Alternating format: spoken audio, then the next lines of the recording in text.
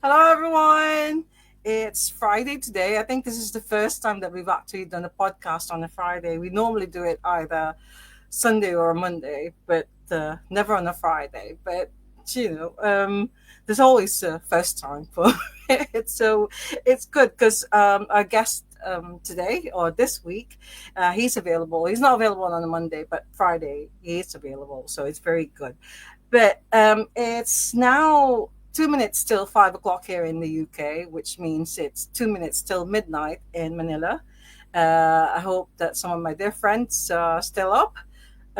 It's Friday anyway, start of the weekend, so maybe you're getting ready for a weekend, so like partying and stuff. So hopefully you're watching us live. If not, you can always watch it after the show.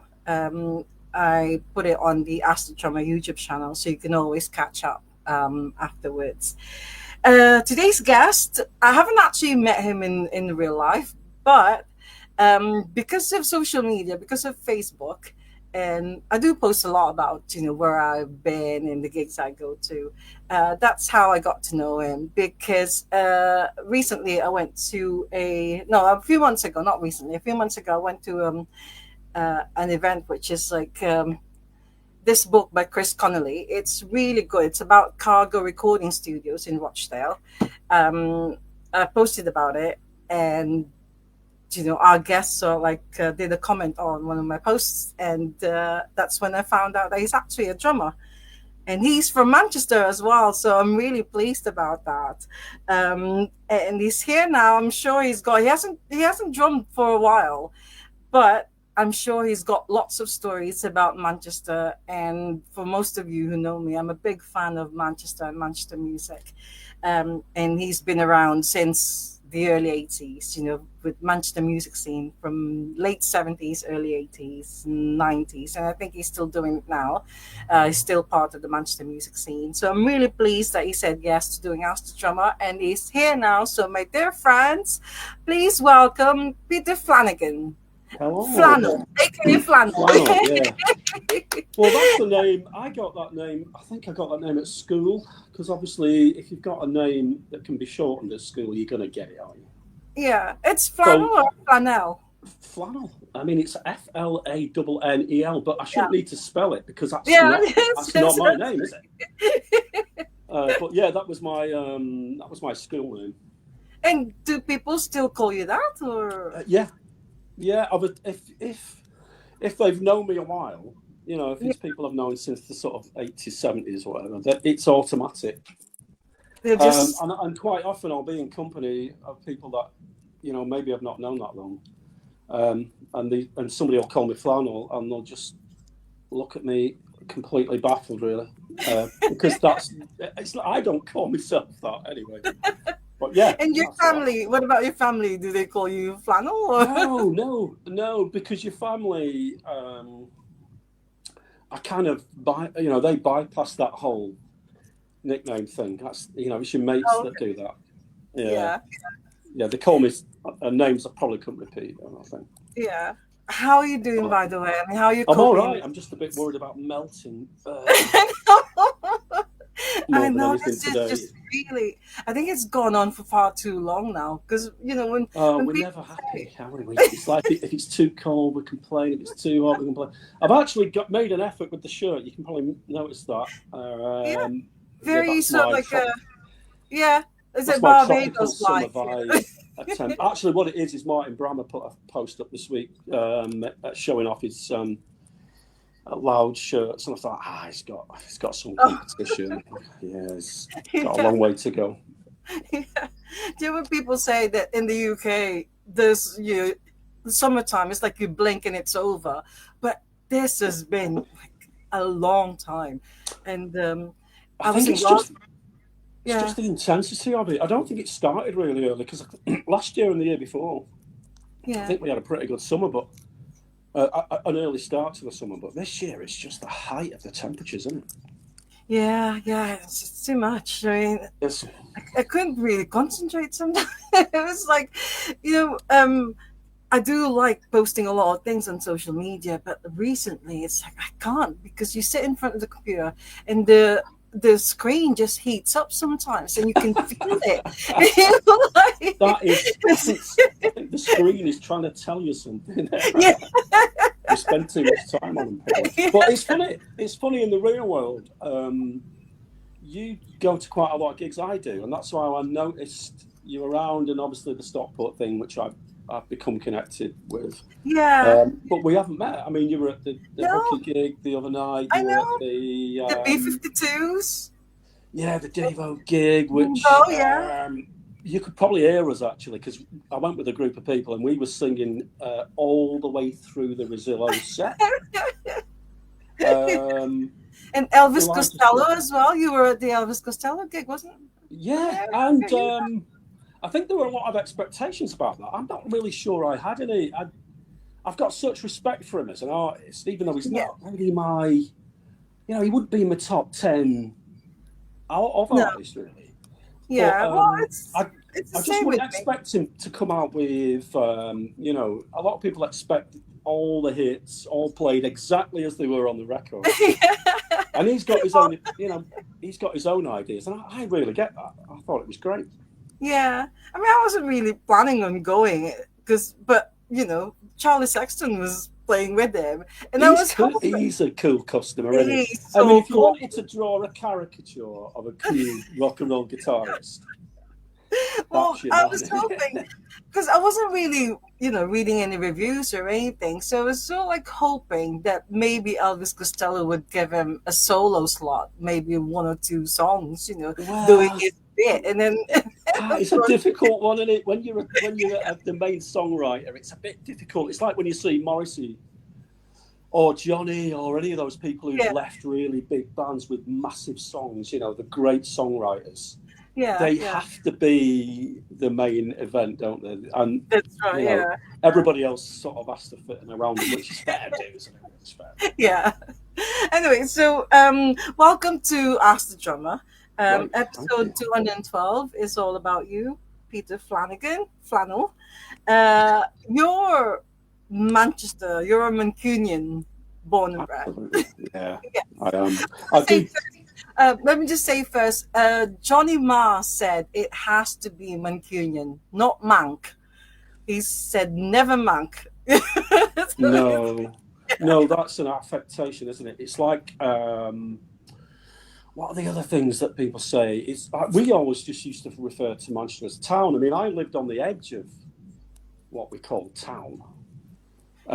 You didn't refer to it as Manchester because that was kind of a formal way of referring to somewhere that you lived on the doorstep of. So you wouldn't need to really call it that. But Manc, that's not something you'll hear Mancunians say.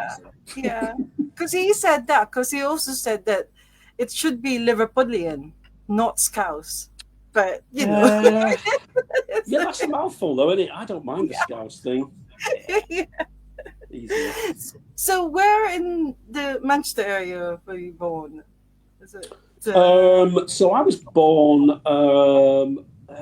in a funny story actually about this. I was born in Bessick.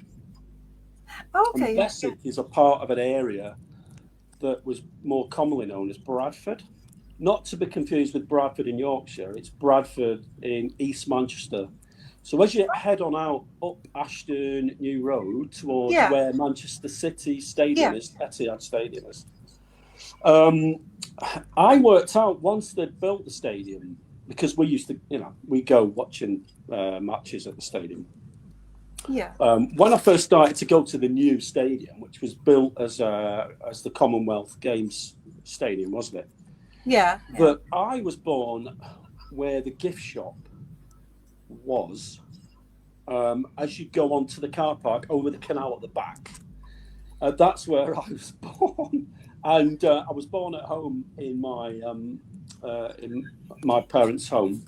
Yeah. In Bessick, on that site, but that site was cleared as part of the slum clearances in the late 1960s. They started to clear all what they assumed, probably were correct in saying, were dilapidated housing all over Manchester. Yeah. And we were essentially forced out in the late about 1969. I think we left that area, and it was actually completely derelict. It wasn't developed for, I don't know, maybe 30 years. It Yeah. was just it was just fenced off, and then they built the stadium on it. So that's where I'm from. But you mentioned Bradford. I don't think I've heard that. That's so. There's a Bradford area in Manchester. Yeah. Well, I went to the Hanley brothers do the Old Brother podcast, which is you've probably heard of, and Yeah. they interview people who've got a connection with the Fall, and Yeah. Yeah. they did one with Steve Diggle up in Lancashire a few months ago, and I hadn't realised because he was talking about this. He mentioned he was from Bradford. I thought, oh, because he's always had a bit of a slightly not very Mancunian accent. Steve Diggle. He's got more of he's lived in London a long time. Yeah.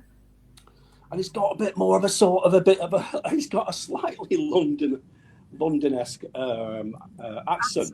I didn't realise he was from Bradford, where we were from. At the same time we were there. So it's Bradford, Manchester. Yeah, so as you go directly east out of the city centre of Manchester through Ancoats, you end up in the Bradford area of Manchester before it becomes sort of Openshaw or Ashton. It's that area. It's always been a little bit. I mean, East Manchester. It's a bit of a bee on my bonnet, actually. East Manchester was always it's kind of overlooked, I think. Yeah, I think we've got quite a few groups out of East Manchester because of that. Yeah, that place is actually well developed, and there are loads of new housing. It's becoming that way, isn't it? I mean, like we talk about Manchester. I love it. I still love it. I've still got a love affair. I love Manchester, yeah. And I know it's different now, and it's not somewhere I could even afford to live. I went on a history tour with a guy called Dean Kirby. I did it earlier this year with my family members because when we were young, we didn't really care. Everything was about the present. When you're a teenager or in your 20s, all you care about is what's going on now. Which gig you're going to, which girl you're going out with, or what band you're playing in, or anything like that. You didn't really care about your history. And I asked my dad a couple of times, and he wasn't exactly very forthcoming about it. Anyway, I've got to the age now where I'm in my 60s. I thought, I need to dig into this. So I'd read a book about Cheetham Hill and all the Irish immigrants that arrived during the start of the Industrial Revolution, and I got really interested in it. I found out that my family landed in Cheetham Hill in the mid-1800s. So we went on a tour of what's called Red Bank, Angel Meadow. Yeah. Oh, yeah. Which you must do. If you've not done it, do it, honestly, because half the people who live in Manchester, it's probably more than that, are Irish descent, aren't they? I mean, you were talking about Johnny Marr and Morrissey, and I think all of the Smiths were, weren't they? And that goes for Oasis and whoever else. Half the people in Manchester are from Irish descent. Yeah. And we went on a really good history tour of Cheetham Hill, where we actually found out where my great-granddad originally first lived, which is still there. The curbstones are still there, the buildings aren't. And we were sort of making a joke that back in the 1800s, Irish immigrants were living in guest houses. Actually, my great auntie removed had a guest house that my dad had to kind of work in Cheetham Hill, and their dreams really were about leaving there. Everybody was just dreamed about leaving the slums of Cheetham Hill, which is where Marxism originally started. That's another story. I won't get into that. But now people are dreaming about moving into it because it's such a swish place to live, which we probably couldn't afford. An Irish centre there at Cheetham Hill, which is quite big, isn't it? Yeah, and the Raggedy School is still there. My dad used to get fed there because he was part of a big family, and his parents were a part of a bigger family You know, I mean, it wasn't uncommon for in the early part of the last century for Irish families to, you know, you could easily have 5 or 6, 7 or 8, 9 brothers and sisters. Yeah. And It's like a good Catholic sort of like family, isn't it? It well, was like, they must have took a bit of feeding, to be honest. I don't really blame them. yeah. Are you from a musical family? Not really. No, my dad was. I've still got my mum and dad. Actually, they're in. You know, they don't live far from me, but they are in their very, you know, very aged years. Yeah. My dad was into the jazz thing.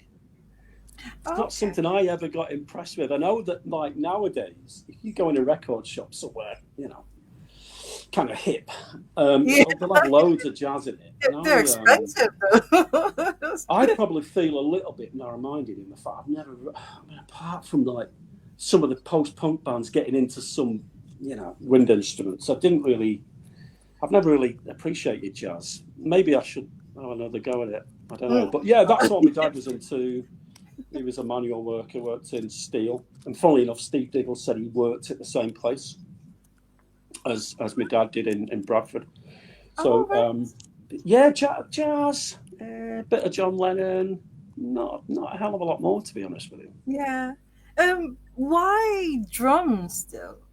What got you? What got you into Well, I mean, I should have said this from the outset, that I do feel like an imposter on it, because I've watched you interview people like Mark Laff and John Mayer, and they were my heroes, really. When I was, and it's quite poignant, this, because we're going to see in What's Left of the Pistols on Sunday, but I distinctly remember watching So It Goes, and I don't know what time that was on, probably shouldn't have been up, but I was only, I don't know, 12, and seeing the Pistols appear on Tony Wilson's yeah, Goodard I was TV going to say show. that's the Tony Wilson show, isn't it? And there's a So 12-year-old, like, you would think, well, you're not going to get a cultural shift, you know, at that age. You're not going to feel the cultural shift of music. But I did. I actually thought, wow,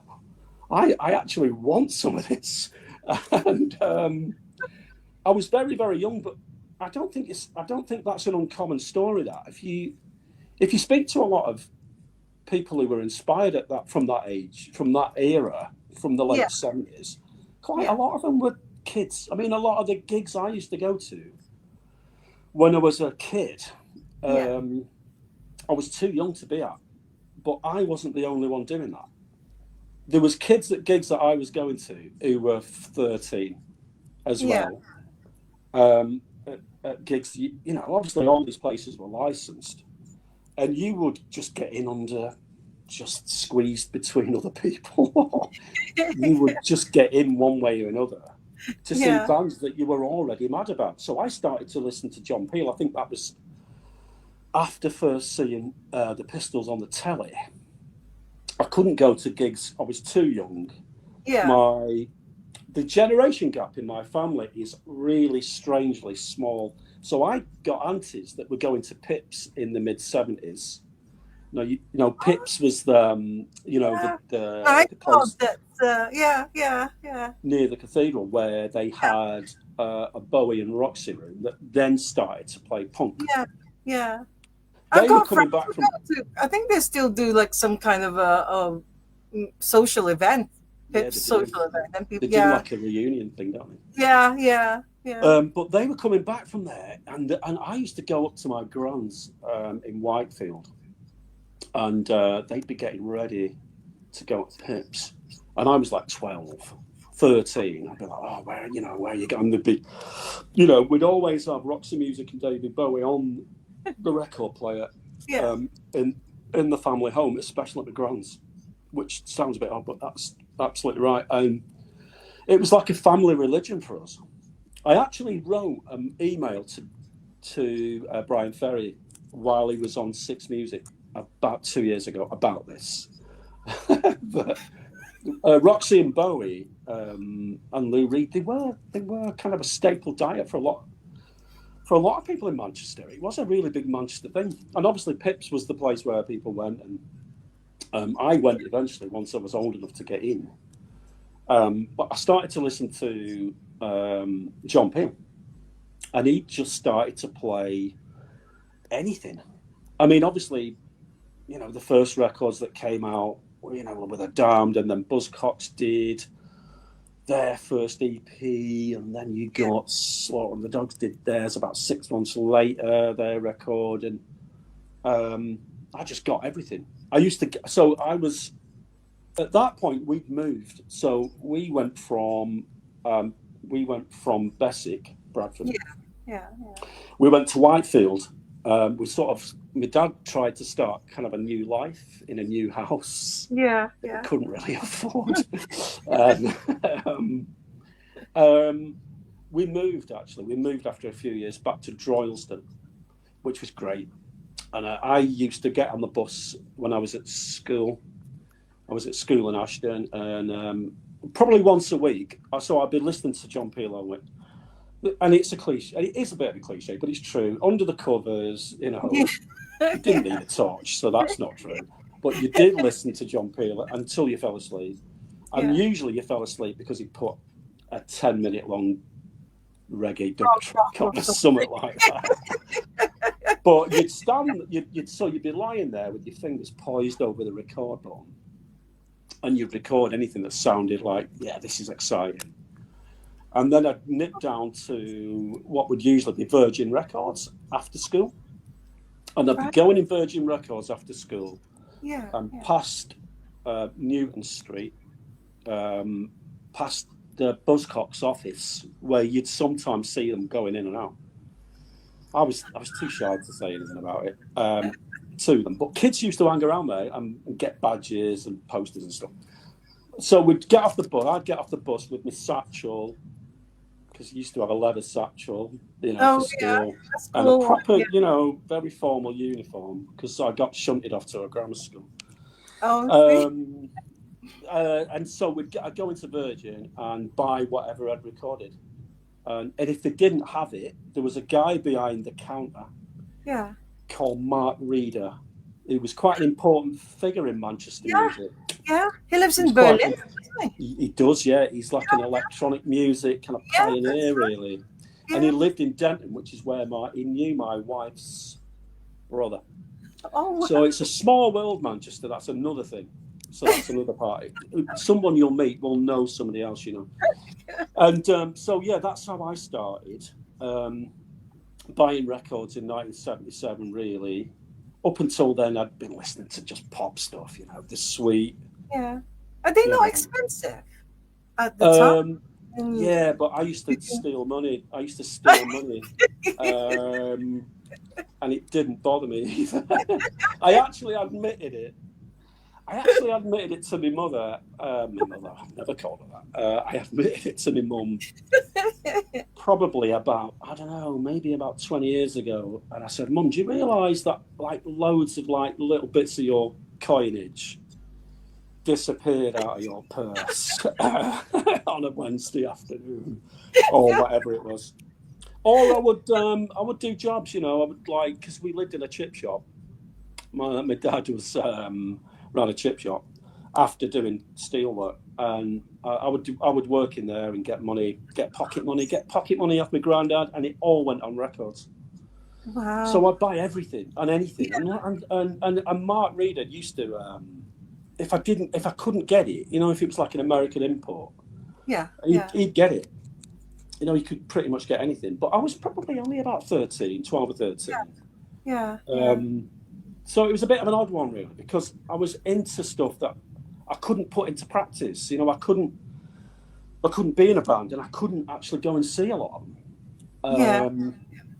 So it was a strange one, and I was actually probably educating my family. I mean, I was telling my aunties about, have you heard this Slaughter and the Dogs, or whatever it was, with the adverts or such a band, and that's good. And they used to get me on putting records on at family parties, putting all this bloody racket on. We all kind of liked it, and my sisters were the same. We all got into it, really. And back to your question. Sorry, I'm waffling. No, that's the question. I started playing drums even though I never got a successful career, I know I didn't, because I kept tapping. I kept tapping on tables and tapping on my head and tapping on my teeth. And any drummer, any kid who starts drumming at a young age will say the same thing. They start tapping on boxes. I still do it now in the car, on steering wheels and on, you use the, the floor pan of your car as a foot pedal. Yeah. And so to stop me doing it, my mum and dad brought back some bongo drums when people started to go to Spain on holiday. When air travel became affordable for working class people. My mum and dad started to go to Spain, and they brought me a pair of bongos back, and they went, right, just play on them. Right, go upstairs, get out of our way, leave us alone, and play on these bongos, and that was it. So I was off then, and then the next thing I did is I mithered them for a drum kit, which I can distinctly remember was like a pearl, kind of silver-coloured Hoshino, I think. It was a really cheap kit that used to fall apart, but it was great because I used to just batter the hell out of it. 2, funnily enough, records that had, Mark Laff on, Dave Barbarossa. Have you had Dave Barbarossa on? Yes, I've had Dave Barbarossa was a massive, earlier in the year. I think it was the first year. Yeah. He's such an underrated drummer because when you listen to those early Ants records, especially Dirk, the Dirk Wears White Socks album, he's doing all sorts of tricky stuff on there. Add so much to the records. And John Mayer, obviously. Were you at the gig at Night and Day when Dave Barbarossa played? No, I saw them play at the time. Oh, okay, when I first started to go to gigs, and he was somewhere else, Dave Barb. Who else was great? Actually, I hadn't said that. I still go by the. I don't think it mattered.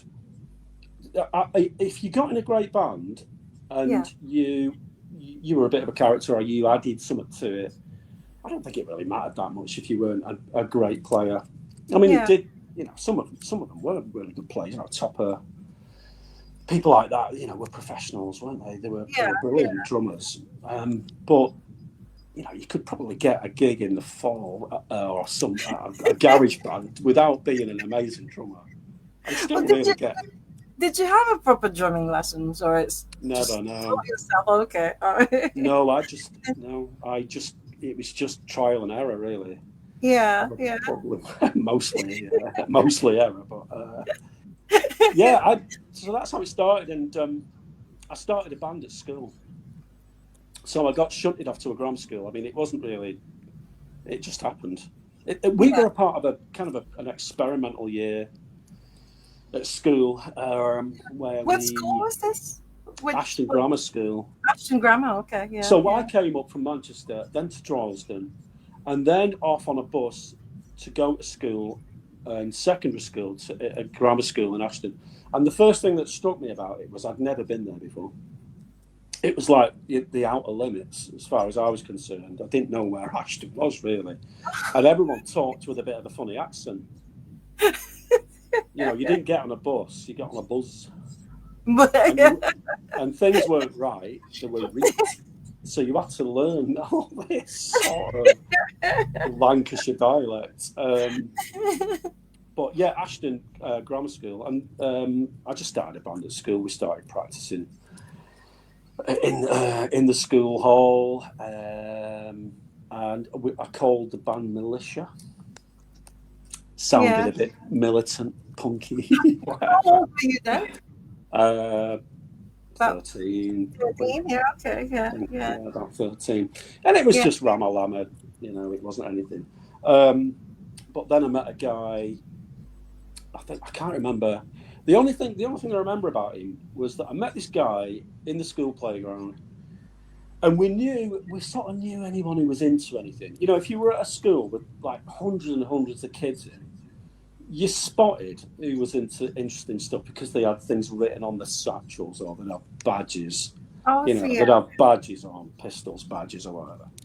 And we used to get them taken off us by the teachers, actually. But this guy, he had this amazing silver parka, like with a completely enclosed kind of hood on it, and you could just see his face through this hole, like someone out of South Park. And, yeah, we just got to meet on a cross-country run, and it turns out he was starting to play guitar. So I said, "All right, do you want to carry on this band with me?" And we got involved with another guy called Pod.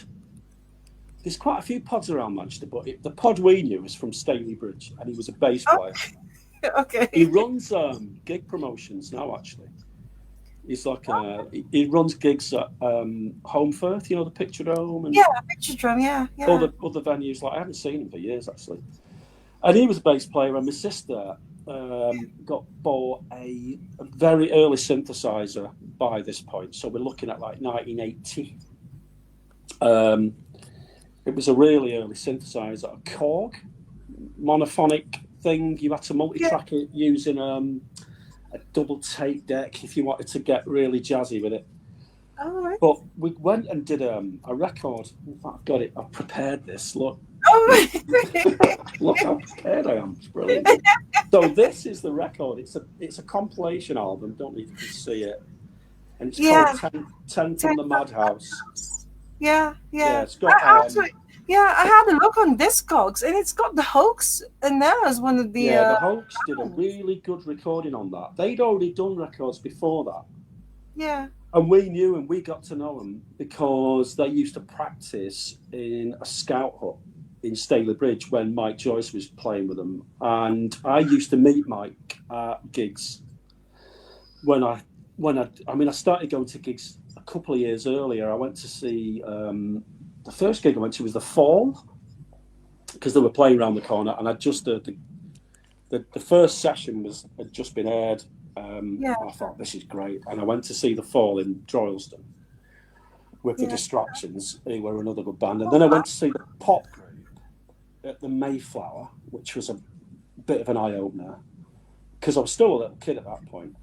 And then I saw a couple of other bands, 2 or 3 other bands, sort of in 1979, and Buzzcocks and people like that. And then by 1980, I really started to see a lot of gigs then.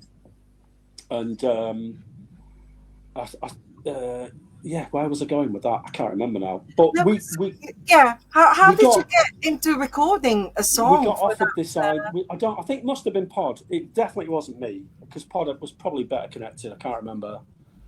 It wasn't me or Aki. So the guitarist I met was a guy called Graham Atkinson, Aki, who got into other bands later. He did a lot more than I ever did, that's for sure. Yeah. And we just got asked to go into a studio called Graveyard, which was in Prestwich. Oh, I see. And they had a really good drum kit. So I was really over the moon. And actually what I did on that record is all right. It's actually quite good for a little kid. It sounds good. Because most of the stuff we did after that, I don't know, I just got lost, really. I didn't, never really got in the bands that I wanted to be in, if you know what I mean. Yeah. The thing that's sort of I'm interested in is you're a young band, like Militia is, so whoever did the compilation album, have they seen you play before, or? We must have done. So we did used to practice, and there was in Ashton-under-Lyne. Yeah.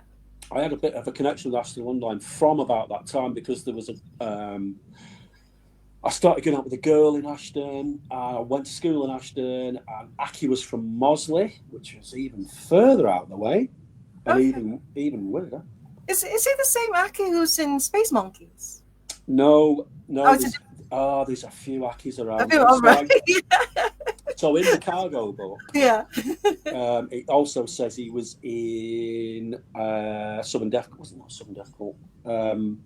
Another. Wait a minute. I should have known. Armed Force. Oh, okay. A band from Manchester called Armed Force. Right. Okay. The singer was a guy called Muppet, and we used to see him quite a lot. He used to DJ in the Mayflower, and which was do you know what the Mayflower was? It was an No. old cinema that was converted into a gig venue, a bit like, you Oh, know, I see. It's like the Davenport. I think the Davenport was converted into a. yeah, a lot of old theatres and Yeah, places yeah, like like the Electric Circus and places like that were. I mean, they were falling apart. So they thought, well, what else can we do with them? We'll just put gigs on in them. yeah. And they were pretty rough places. I mean, back then, they were in rough places to start with. If I mean, somebody said on, I can't remember which interview I read, but this has been said many times. It's not, and it's not untrue. If you were waltzing around with tight trousers on that your gran had put a zip in, you know, or you had spiky hair, or you had earrings in, you were a target for so many people. And we used to go to gigs in Hume or Moss Side or Yeah. in Gorton at the Mayflower, and you took your life in your hands just getting off the bus. In fact, you took your life in your hands getting on the bus, but getting off the bus and getting into the venue, you had to get a move on because if I was, I mean, I was put in hospital twice just by people, gangs of other gangs just picking on what they thought were soft targets, which punk kids generally were. It's a myth, See. all that Sid Snot stuff about punks being aggressive and all. It's rubbish. Everybody else was after you, and we got targeted all the time. But sorry, I've lost my Yeah. train of So thought again. Sorry, yeah. yeah, young. Yeah, so we just did that recording. They hadn't heard us. We must have done a demo tape in. I would imagine there was there was a studio underneath Ashton Baths. Yeah. So Yeah. Ashton Swimming Baths is this massive old Victorian building that's still there, and it had a recording studio in the basement of it, in an old boiler room, and it was a great studio. They were one of the first studios to get a drum machine, like a programmable drum machine. I can't remember if it was a Roland or not. But as soon as he got that, we used to play around with that a lot. In fact, I've got Yeah. loads of reel-to-reel tapes in the corner that we used to mess around in that studio. But yeah, that band didn't really last. What did we do after that? So after Militia, which was, just a Yeah. school project, the Hoax split up. So we used to Yeah. go watching the Hoax, and we used to see Mike at the gigs and all the rest of it. We used to see him at all the gigs in town, especially the Poly, the Yeah. university discos on a Saturday night, the usual ones, and the Polytechnic on a Friday. We were in the Poly all the time, watching bands and the Poly discos, the Poly socials, and so we knew that Mike had left the Hoax. To join the Smiths. Yeah, he didn't join Yeah. him straight. Steve Mardy had stayed in him a little short while. Who's the bass player? He was great, Steve. Yeah. And I met up with him at the Mike Joyce book signing thing. Oh, right. So Yeah. Andy Farley, he was the singer out of the Hoax, and Steve, the bass player, they were at that. I hadn't seen them, honestly. I mean, I haven't counted the years, but it's a long, long time. Yeah. Was it at the Since Stoller Hall? at At the the Stoller Stoller Hall, Hall. yeah, I was yeah. there as well. Oh my God. See, It's like it seems to we're be like stalking the each same, other.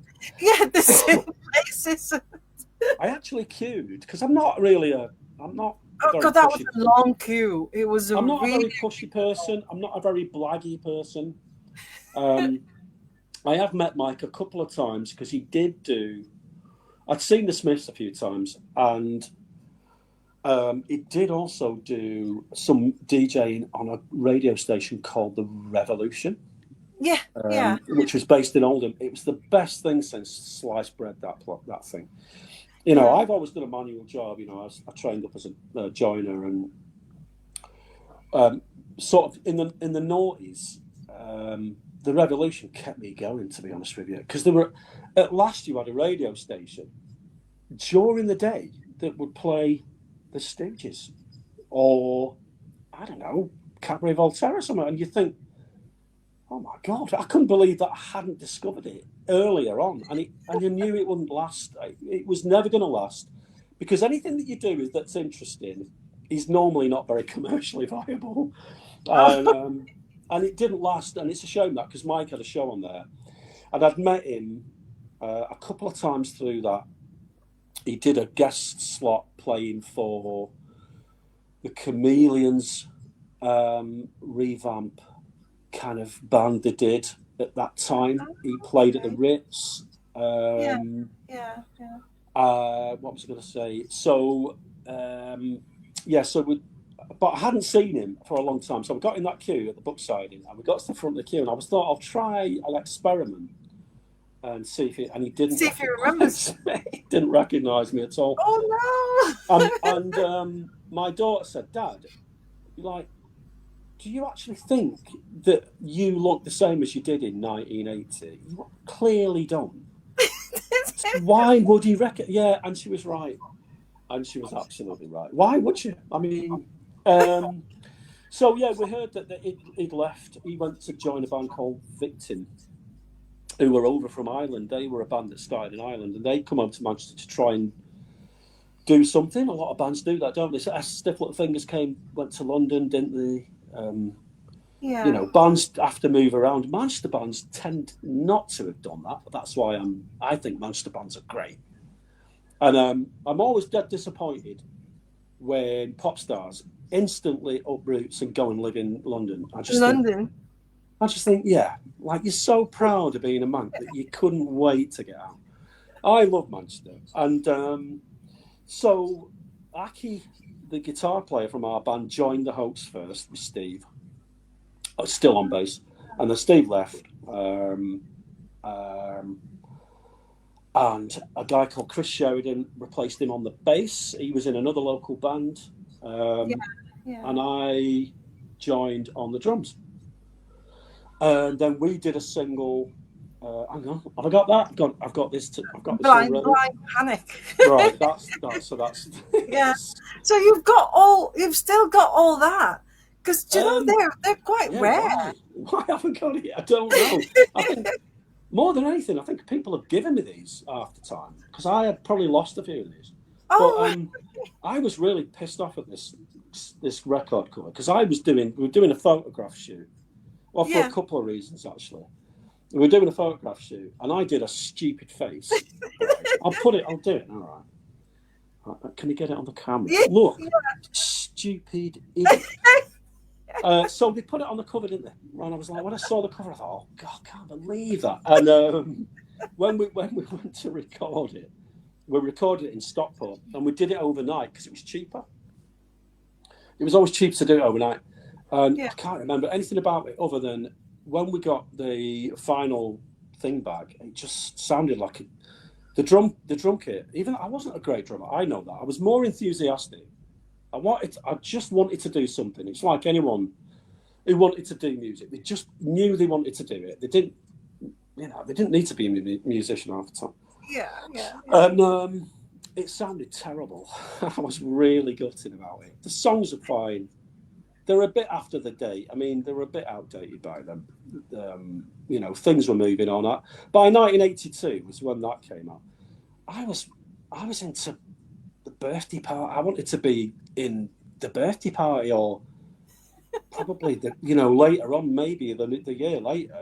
Cocktail Twins and all that. It was punk was finished by then, and so we left that, and ironically then did another punk thing.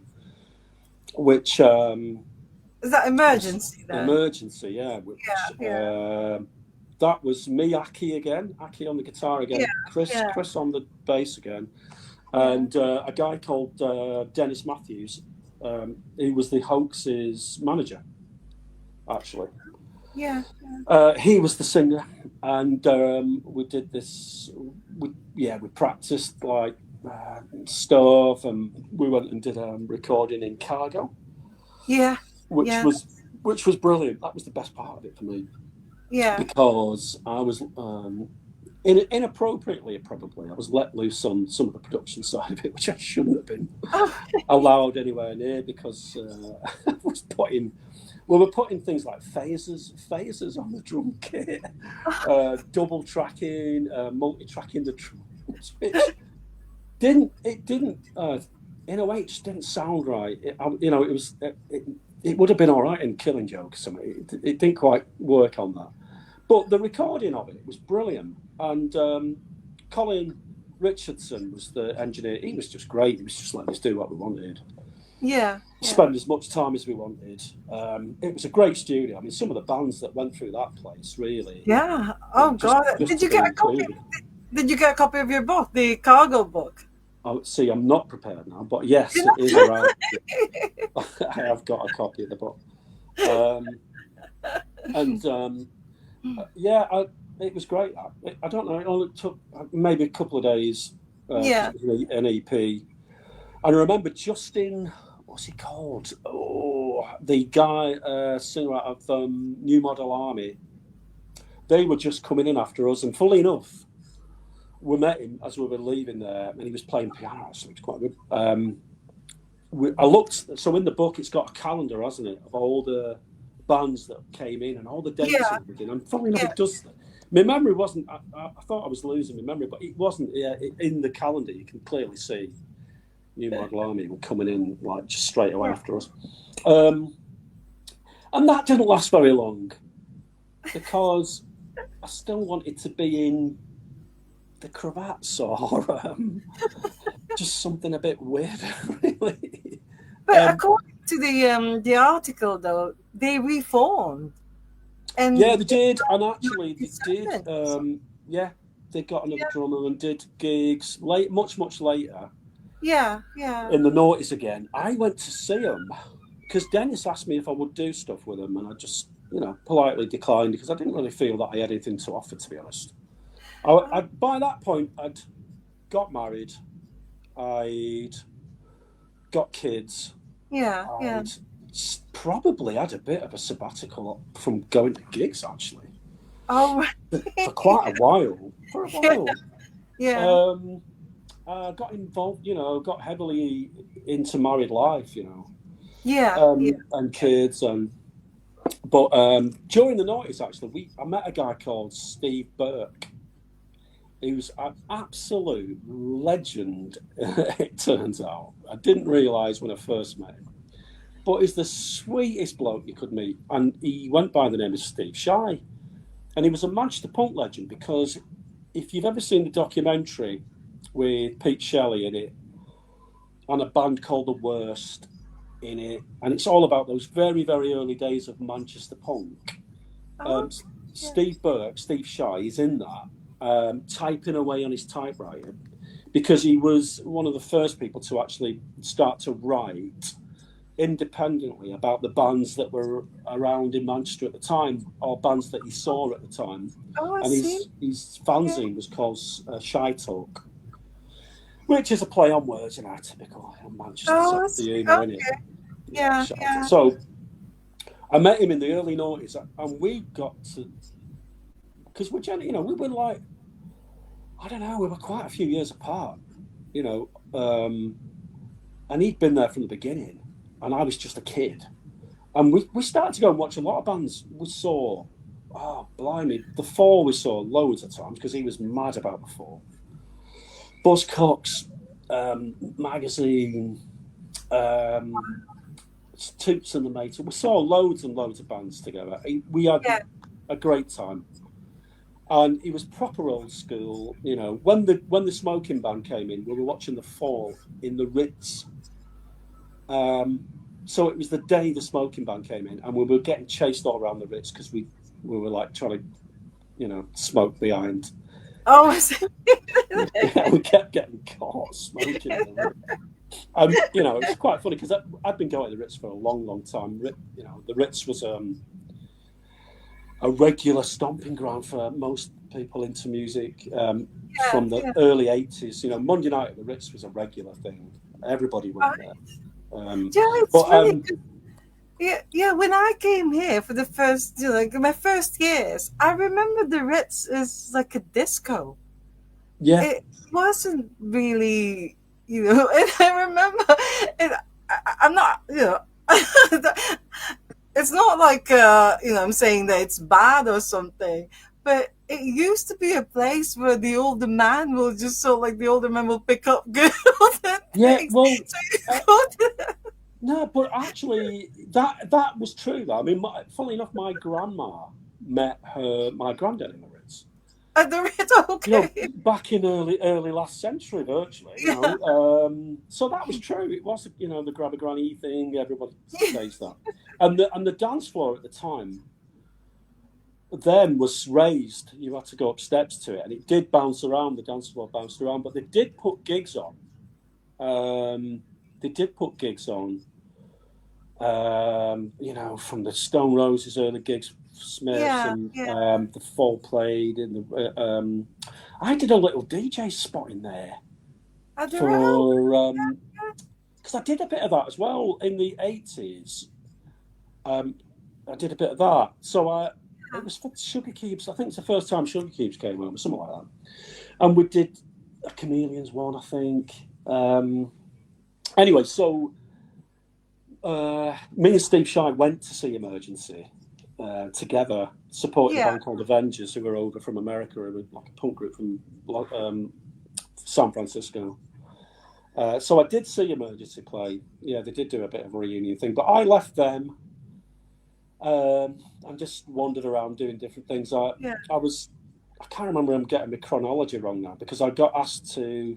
I knew a guy called Dave Hicks.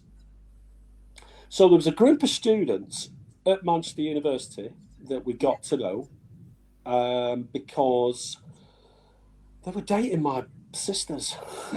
Right. Yeah. So Stuart Parker was one of them, and his brother, and a guy, and they're all in the sort of punk guys, and a guy called Dave Hicks, who was really well connected. He seemed to know Ian Asprey. I remember getting in the back of a car with Dave because he used to live on the Crescent, in Hume. Yeah. Yeah. So we used to spend a lot of time down in Hume on the Crescent, near where the factory was, and after gigs we'd all pile back there, and sometimes the bands would pile back to the flat, and they'd have parties there, and the fans, some of the, if bands from London were up, like Bow Wow Wow or Theatre of Eight or whatever, sometimes you'd get their people staying there. You'd suddenly get all these Londoners piling into the flat, and you'd be quite nervous about it. And Mike Joyce did the same thing. We were all sort of in the same group of people, really, kind of wandering around town. And Dave knew all these bands, and I remember getting in the back of his car once, and Ian Asprey was sat on one side, and Wayne Hussey was sat on the other, and I was just like, No way. Right in the middle. But I started to play drums for his band, La Volta Lakota. Yeah. Yeah. Which I did. Jed Duffy. Jed Duffy. So Jed Duffy, yeah. And Mikey. Yeah. And Slim was and Slim is another legend as far as I'm concerned. Slim was everywhere. He did a lot of stuff for New Order, Joy Division. He was in the Factory. He's in Jed's book quite a lot. Yeah. And he was our man. He did all of our lugging around and driving around and stuff when we started with La Volta Lakota.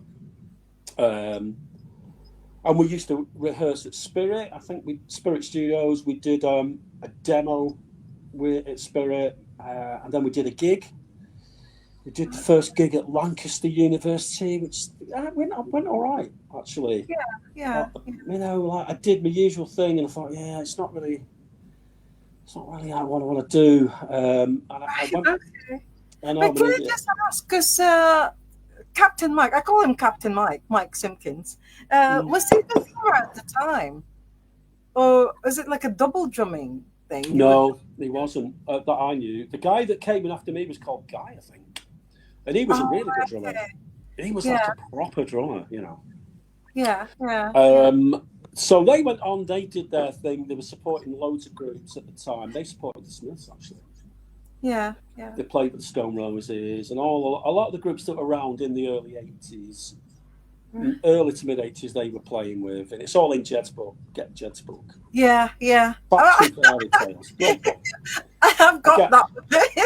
I do get a quick mention, and it's not too unkind. So,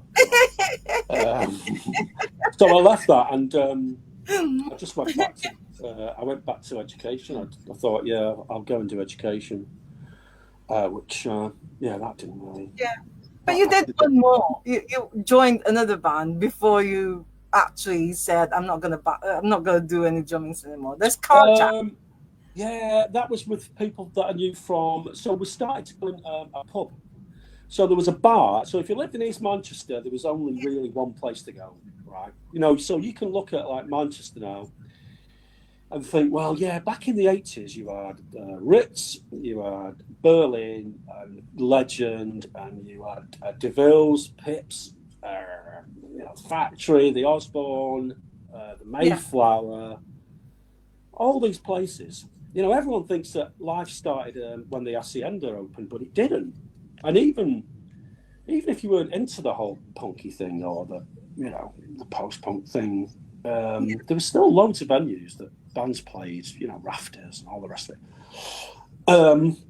But if you lived in East Manchester, there wasn't a lot of choice. We went to a pub in Ashton, on the west end of Ashton, called the Birch Hotel, which had a cellar bar that played music on a Friday night. Excuse me. And I met a lot of people in there. A lot of kids. They weren't kids by then, but a lot of the people I still know now went through the Birch from about 1980. I started going in there. So the Paris Angels sort of all met in there. Yeah. We used to see in Spiral Carpets, because obviously Clint, he was doing bits of DJing as well before he started his band. Who else used to go?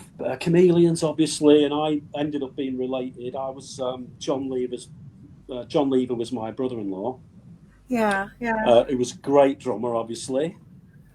Great drummer, John. Yeah.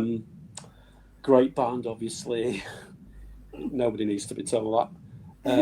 And all these people used to meet. It was a bit of an oasis, really, actually. It was just somewhere where you weren't going to get mithered or beat up, or you could meet girls and listen to music. And actually, you could put music on. I started putting music on in there. I met people I wanted to be in bands with. In fact, one of them that I missed out was a band that I was in with Toity. So Toity was in... Stephen Toity was his full name. He's died now. He died a couple of years ago, but he was in Paris Angels. As well. I did a band with him. We used to do a lot of stuff together, me and Toity. And Wags, obviously. I mean, a lot of these guys are gone now. Yeah. This is why I try and enjoy, and I mean this, I really try and enjoy stuff that I do. You're obviously doing it to the nth degree. You're out every night, aren't you? But I do, because you never know what's going around the corner. And so many of the people that I knew from back then, Steve Shy's gone. A lot of the people from the Birch, John Lever as well is gone, and I'm just sick of going to funerals, to be honest with you. So yeah, that was my last kind of thing. I did a band with guys from the Birch, which was called Carjack. That was Paul Moss and a couple of other lads, and we did a few gigs around. But you didn't release any? No, we didn't release anything. No, I mean, good bunch of lads. Everybody I've ever played with has always been great people, actually. But I just wanted to be in some swampy, bloody garage band, really. Where you could just batter the hell out of the kit and get away with it. All these bands that you were in and all those records that you played in, I looked at them at Discogs and they're all like worth the bit. You won't find them in the 50p bins or anything. Oh, because they only made a few of them, didn't they? That's funny. There was a great reggae record out in 1981 or 1980 by a band called Harlem Spirit. Their drummer is around. You should get hold of him. I'll try and put you in touch with him. But they made a great reggae record about Moss Side and about the pressure that the police were applying to the residents of Moss Side at the time, and the Yeah. sus law, the sus law where they could stop and Yeah. search. Yeah. And that record came out about a year before the riots. So obviously, you could tell something was going to happen. That costs a fortune now. I've just got, oh no, I shouldn't tell you this. I've just paid a packet for it because I lost it. I flogged so much of my stuff when I got skinned. Like a lot, you do, you don't think it's going to be worth anything. You don't think you're going to actually be playing a lot of it. You don't. Yeah. When you're young, you just think, it's just, Yeah. I'm going to be on to the next thing. But you don't realise a lot of it, you come back to it. That's And right. I played, Yeah. I Well, played a packet.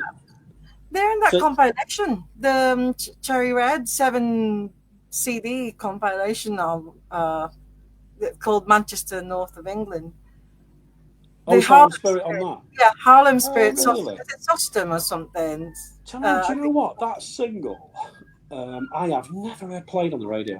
I mean, for me, it's a reggae classic. It is. Yeah, yeah. I used to buy tons of reggae from Moss Side. It's a Yeah. shop called Irie Rhythm, right? They used to put a stamp on the record covers to advertise the fact that you'd bought it from there. Yeah. Or they'd even stamp the label sometimes.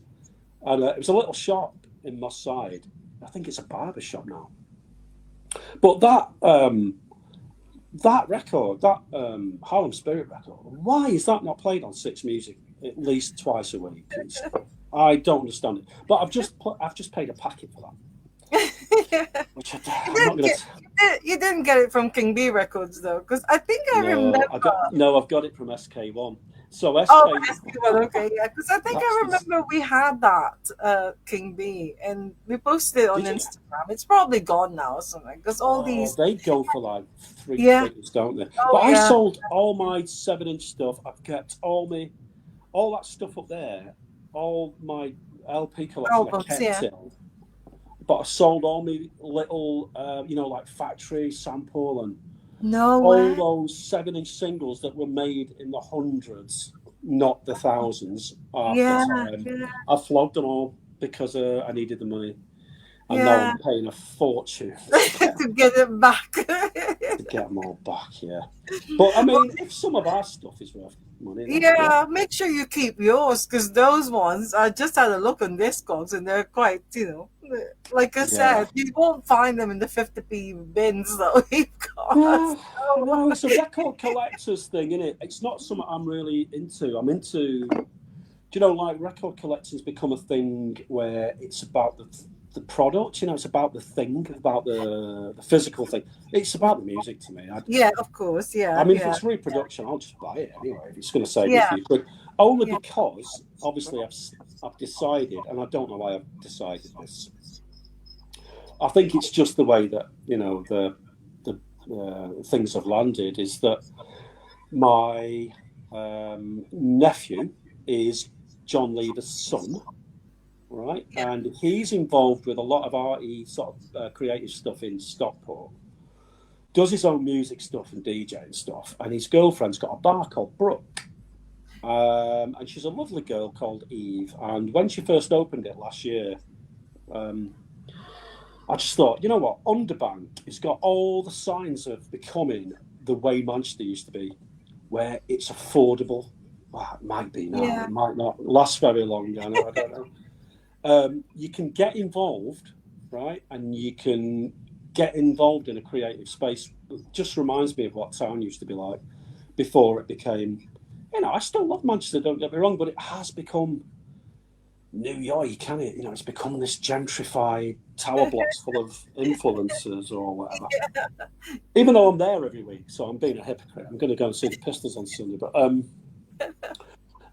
so I thought, I'll do something. I'll try something out on a Sunday, so it's not, it's not a big party night, it's not a big drinking thing. We're not going to be chicken dancing around, and there's not going to be any talc going down on the floor or anything. I'll just put a day, sort of early evening thing on, and just do something that kind of relates to me, because quite often people of my age, our age, whatever. We go out and a lot of things that we're hearing don't really mean a lot to me. You know, they don't say a lot to me about, you know, us really. Not that I want to live in a bubble of nostalgia. I don't. I listen to loads of new stuff if it's good, you know. And I don't care where it's from. It could be like northern soul or reggae or Yeah, all sorts of genres and things. Yeah, yeah. oh, it So, could be bloody any, you know. Yes, yeah, anything really. I'm not, you know, if yeah, it's good, it's good, and that's what I want to play, and that's going to be the theme. It's going to be good. yeah. That's So, it. so we're talking about autonomy at So I autonomy. called it autonomy because I couldn't come up with a better. I couldn't come up with a better name, but it's a Buzzcocks inspiration, and it's you know, it means there's not any particular rules to it. There's no agenda with it. Yeah, yeah, I'm not yeah. in it to be clever. So, I'm not in it for that. Oh, it's got something really rare there that we've, you know. It's not about that. It's yeah, about the music, and the music it's all got something in common, whether we like it or not, or whether we thought it was the case or not when we were buying, you know, stuff in the 70s, or if you were old enough, in the late 60s or noughties or the 90s. yeah, It's all got something in common with it. It's all got a thread running through all of it. I yeah, think, you know. yeah. So But this they were is, all inspired by different people, you know. The yeah, Beatles were inspired by X, Y, and Z, and yeah, such was yeah, inspired yeah, by them, and somebody else was inspired by that, blah, blah, blah, blah, blah. And it kind of all runs through, doesn't it? And it's just all good music. You know. And yeah, if it's a little bit spiky, that's probably better. yeah.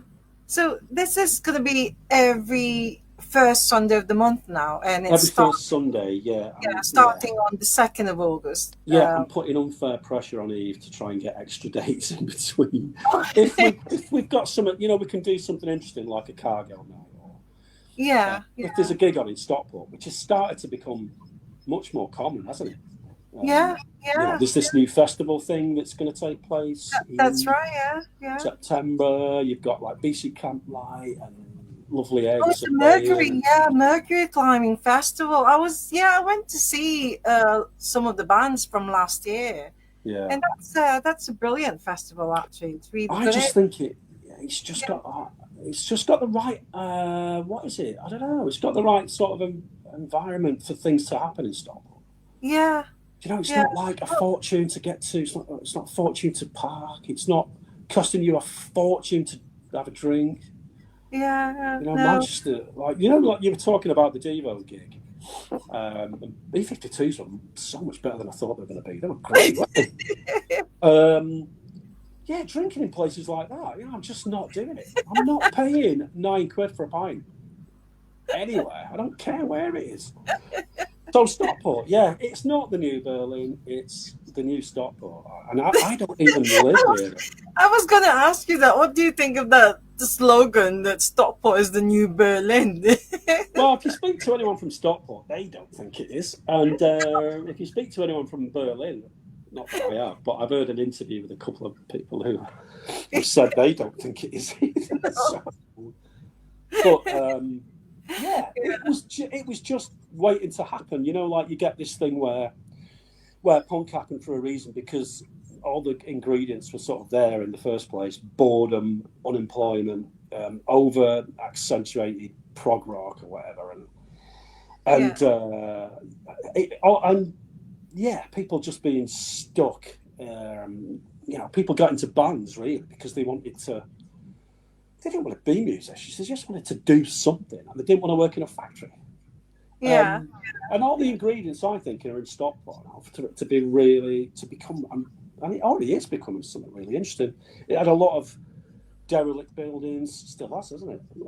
Empty shops, you know, bloody charity shops. It just seemed to be going down a little bit at Stockport, but now it's a place to go, isn't it? yeah. Seems to be. Yeah. Well, going back to this autonomy. So, are we? Are you going to be like doing vinyl only nights, or? Yeah, that's a bit of a thing, isn't it? When I originally thought about it, I just wondered whether just doing vinyl was a little bit too absorbing and the practicalities of it. But then I thought I'd seen a few people do DJ sets on a laptop and thought, the answer's that. They're not great, are they? You know, you might as well bring a microwave. Just put a CD there. I don't know. Well, obviously, it won't work. Yeah, it's not practical and it's not cheap to do. So obviously, I've got to do it then. But that's what the setup for it. Yeah, yeah. And so I'm doing it, and I've got enough stuff to do, and I've been picking up some nice bits and bobs from some of my favourite shops. Yeah. Inner Space. Oh, look, there's a free advert behind me there. Inner Space Records. That's in Uppermill, and SK1, and there's a Coda vinyl in Oh Glossop. yeah, yeah. Coda vinyl in Glossop. Coda is owned by the guy from Pure Essence. Yeah, and he's a lovely guy. Yeah, Really lovely guy, lovely shop. Yeah, he's got another one in Macclesfield as well. So I've been to the one in Macclesfield. I haven't been to the one in Glossop. I think they might be closing that Macclesfield one. Oh, is he closing that one? I think so. But the Glossop one's good. Again, like Glossop, yeah, that's the sort of place I think something should happen really. In Glossop. Yeah. It's busy. It's a busy enough place. Yeah. So are you actively asking people to book slots? Because is it starting from 2:00? Is it from 2:00 until 10:00? Well, we're doing the first one from 5. I don't know what I'm doing on it. That's the first thing. Let's just get that out of the way. Yeah. No idea what I'm doing. It's been a long time since I tried anything like this. I used to do a little bit in the Birch, and then I started a little club night in Stalybridge in the 1980s, which we just couldn't get anywhere with. We were playing all the right stuff. We just couldn't get enough bodies there. You know, there just weren't enough people around to do it. But I haven't done it. I used to carry all my records around in a Mini, and I remember how heavy all the boxes of records were. But it's so I don't know what I'm doing, but I'll adapt to it. I'll get used to it. I'll have to start cleaning some of this and putting stuff in order and making sure my glasses. I don't lose my glasses. I'll be absolutely stuffed if I lose my glasses.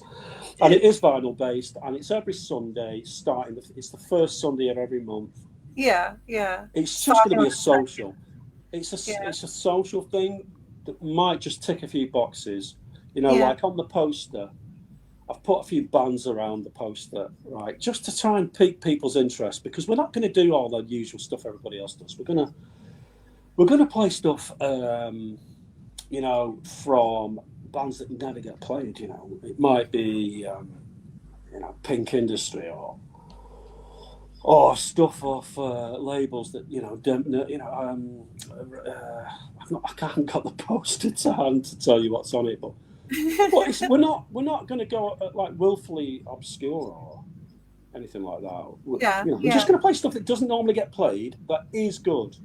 That is really good, as well as like we're going to play bangers, obviously by some of the bigger bands and artists as well, Pixies and all sorts of stuff. Jesus, Mary Chain or. Did you go to that festival at Milton Keynes last year? No. Is it the Now? Is it the Now festival? Jesus and Mary Chain came. I hadn't seen them since I saw them at Preston. When they first came out, they did a gig in Preston. It was a club called Clouds at Preston, and it just kicked off. And the press had really ramped it up to just kick off. That's what they do, isn't it? Because they get more news then, don't they? Yeah. And they came on at this festival last year. They were brilliant. They were just great. And Pill did it, and Lydon was great. Johnny Marr did it, and Psychedelic Furs did it. Who else did it? Chameleons did it. It was brilliant. Yeah, the Damned played as well, didn't they? Yeah, the Damned did it. I think they got about how long did they get? They didn't get very long. It was kind of messed. Their particular stage was messed up, and I just thought if they do it again, and they can put you can put young bands on as well. It doesn't have to be a time capsule. Yeah, I just thought that'd be great if they do it again this year, and they didn't. They didn't do it. It's really strange because with all those amazing bands for their lineup, and And then towards the end, towards like near the time, they were just selling it for really cheap. Because I Oh, don't, Fatal. yeah, well, Yeah, the Fatal Now era that. Festival. So I just thought, what's gone wrong? Because having Jesus and Mary Chain there, That Pill and lineup. Damned, Oh, and that lineup was great. Maybe they overpriced it to start with. I didn't think it was, but or it could be the place. I don't know. Maybe it's the venue yeah, itself. maybe a bit of that. It was an odd place to do it. Two Yeah, stages in a great big, what looked like a crater, because I've never been there before. It was great. I loved it. And they do that stuff in America, don't they? You get there's one coming up quite soon, isn't there? yeah. I think that's where it Um, came from. Anyways, that Now Festival is because they do. I think they still do it in America. So they mm. kind of copied it and did the same here in the UK, but it just didn't work. I don't know why. So you'd think that they'll have it again, but there's no Now Festival this year. I Mm. saw Jesus and Mary Chain that Shine On, and like you said, they were Yeah. absolutely Do you know incredible. what? If you're good to start with and you can still do that, then you're good, aren't you? Yeah, And it doesn't matter. I mean, some people maybe aren't that good, but there's plenty of bands that still are that can still, really perform. I think what's probably happened is that maybe a generation of people got to an age where they just thought, "Oh, I can't be doing it anymore." And I know loads of people like that, and I'm not criticizing it. I did it for years, yeah. um, but I don't know what it is. I lost my wife to cancer actually a Oh few no, years sorry. ago, Yeah, and sorry. and that gave me a little bit of a reset, a little bit of a reset as Yeah, well. And if you enjoy things, go and do them. Just because yeah, you're not dead, just because you're in your 60s, and neither do you have to dress up. It's not like you're going dressed up as a 16 yeah. year old. You Well, can still Woody enjoy yourself. Woodmansey, who's like 82, I believe. Who? Um, Woody Woodmansey from Holy Holy. They still do Holy Holy with Tony Visconti. They do all the David Yeah. Bowie songs. I tell you So what, that was great. We did that last year. We went to that Holy Holy last year. yeah, in Manchester. I thought they did a superb job of that. Yeah, James, the guitar player from Generation X and yeah, Chelsea, yeah. That's right. Yeah, he yeah. did it, James and he's the Deans, guy out yeah. of oh, sorry, Heaven yeah. 17. You know Yeah. what? I didn't think he was gonna. I mean, if somebody says to you, "Do you think you'd be able to go on stage and sing Bowie songs and get away with it?" I mean, most people would just run a mile, wouldn't they? But he was great. He was absolutely He amazing. wasn't Yeah, trying to yeah, be. yeah. He was funny as well. That is really important. He had me rolling, that guy. He was great. Well, this so I just want to sort of like say it again. So if anyone's listening, and if you fancy being a DJ, uh, and if you're near, even if you're not in Stockport, because anyone can just sort of like go, it's easy enough to get to Stockport anyways. So Yeah, there's other things to do. yeah, so they can contact you and Yeah, they can, so like book a time slot. Maybe if they wanted to play their records for an hour or something, they can always yeah, do yeah. If that. anyone fancies doing it, I mean, I noticed Dave Aslam liked my which page was it? I don't know. It's Facebook, I think. Oh, Yeah, is it Instagram? I can't yeah. remember. He's responsible for me meeting my missus. Actually, I first met her Oh, at Dave Aslan. one of his And then nights at the house. Well, we started going in the house as soon as it opened, and actually, to be honest with you, it was like perfect timing for me. He was dead. I mean, we were just looking around thinking, where the hell is everybody? He's like what empty. year? What year was it? 82, 3, something like that. Really? But they started putting bands on because they were doing a few club nights originally. Then they started putting bands on, and they were having problems with the sound because the sound was shocking in there. We used to, if you went to the Hacienda, right, you used to get out of, you'd be walking up Whitworth Street and you could hear the glass buzzing, because the glass in the windows would vibrate, and it had a glass roof as well, a Oh, really high ceiling. I don't know what they thought about that building that would make a great venue, but Obviously they persevered with it, and I saw so many bands in there from day one. Yeah. Really, I mean, from like the Cocteau Twins were brilliant in there because it suited their sound anyway. Yeah. The Yeah. Gun Club, the Did you see Fall. Madonna? Did you see Madonna there? Because Madonna No, and played at actually, the Hacienda. no. Funnily enough, I remember seeing the footage of it and thinking, I've always thought Manchester was a bit of a tough crowd, you know. I mean, people think it's Party City now, but it was a bit of a tough crowd. And she was getting the arm folding routine by like everybody that was stood in the Hacienda was like, Oh, right, okay, really? you know, Oh, impress us. And clearly she didn't. So typical Manchester crowd, really. Who else? Oh, yeah, Ansturzen and Neubauten trying to demolish it with their power tools. Who else did we see? Oh, everybody Smiths and wow. just yeah, most of if they were good, which yeah, it was. It wasn't difficult to get tickets. You know, like now It's an you have to.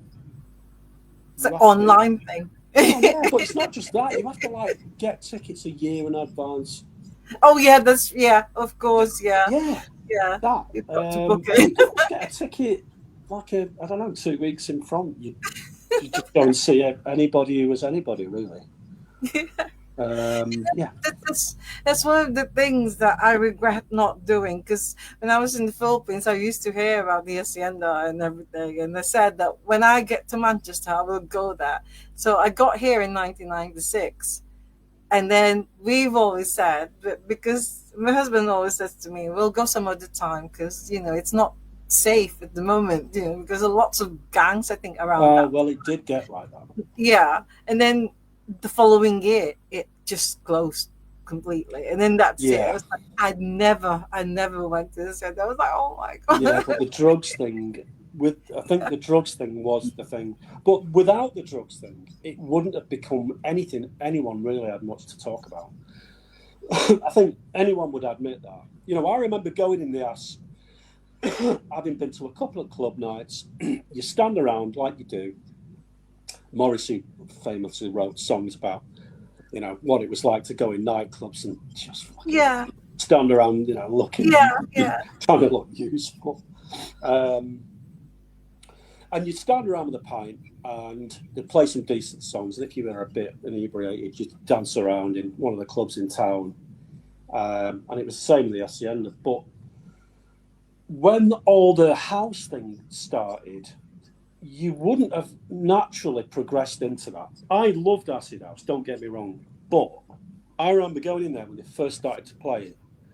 And there was a guy came over to me and Davix at the time. So this would have been about 80. Oh, blimey. When did they first start playing house? 86, 87? Sort of, it was deep house. It wasn't really acid house. It was yeah, the really heavy Chicago stuff. And he was kind of like, and he was sort of talking to Dave while he was like, and he was just looking at me thinking, who's this? And there was this complete disconnect because he was on it. I don't know what he dropped. Obviously, he dropped something. And we were just drinking, and the difference was massive. And people were in their own kind of like zone. Once they'd taken acid, once they'd taken a tab, they'd just be in their own space and just going, and fine, yeah, that was great. I'm sure they had a great time. But we didn't do it. We just didn't. We was just like still in that post-punk era, really, where we were still wearing leather jackets and spiking our hair or whatever in 1986, probably listening to, I don't know, early sort of American stuff like Dave Aslan put Big Black on at a Railway Arch club. A lot of America's Sonic Youth and listening to still quite aggressive sounding music, and to jump from that experimental music and to jump from that into this I found that real, even though I got into it I did like Acid House. I loved the DIY nature of it, but without the drugs I think they'd have been standing around with a pint. It wouldn't have been the Hacienda that we eventually got. And if you think about it, that's exactly how it worked with the Stone Roses. The Stone Roses, I remember like when Pete Garner was the bass player.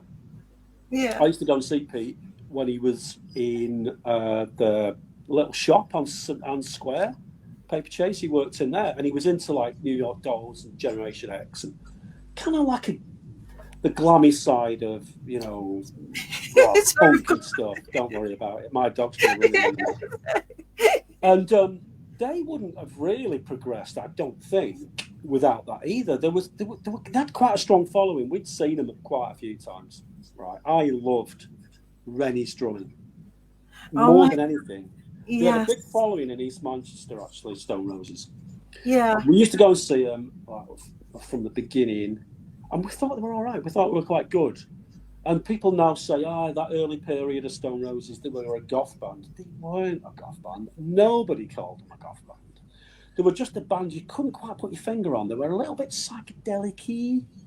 There was a bit of birds in there as well, a little bit Yeah. of quite Yeah. melodic, but then they'd sort of get a bit, excessive on the guitar side of it.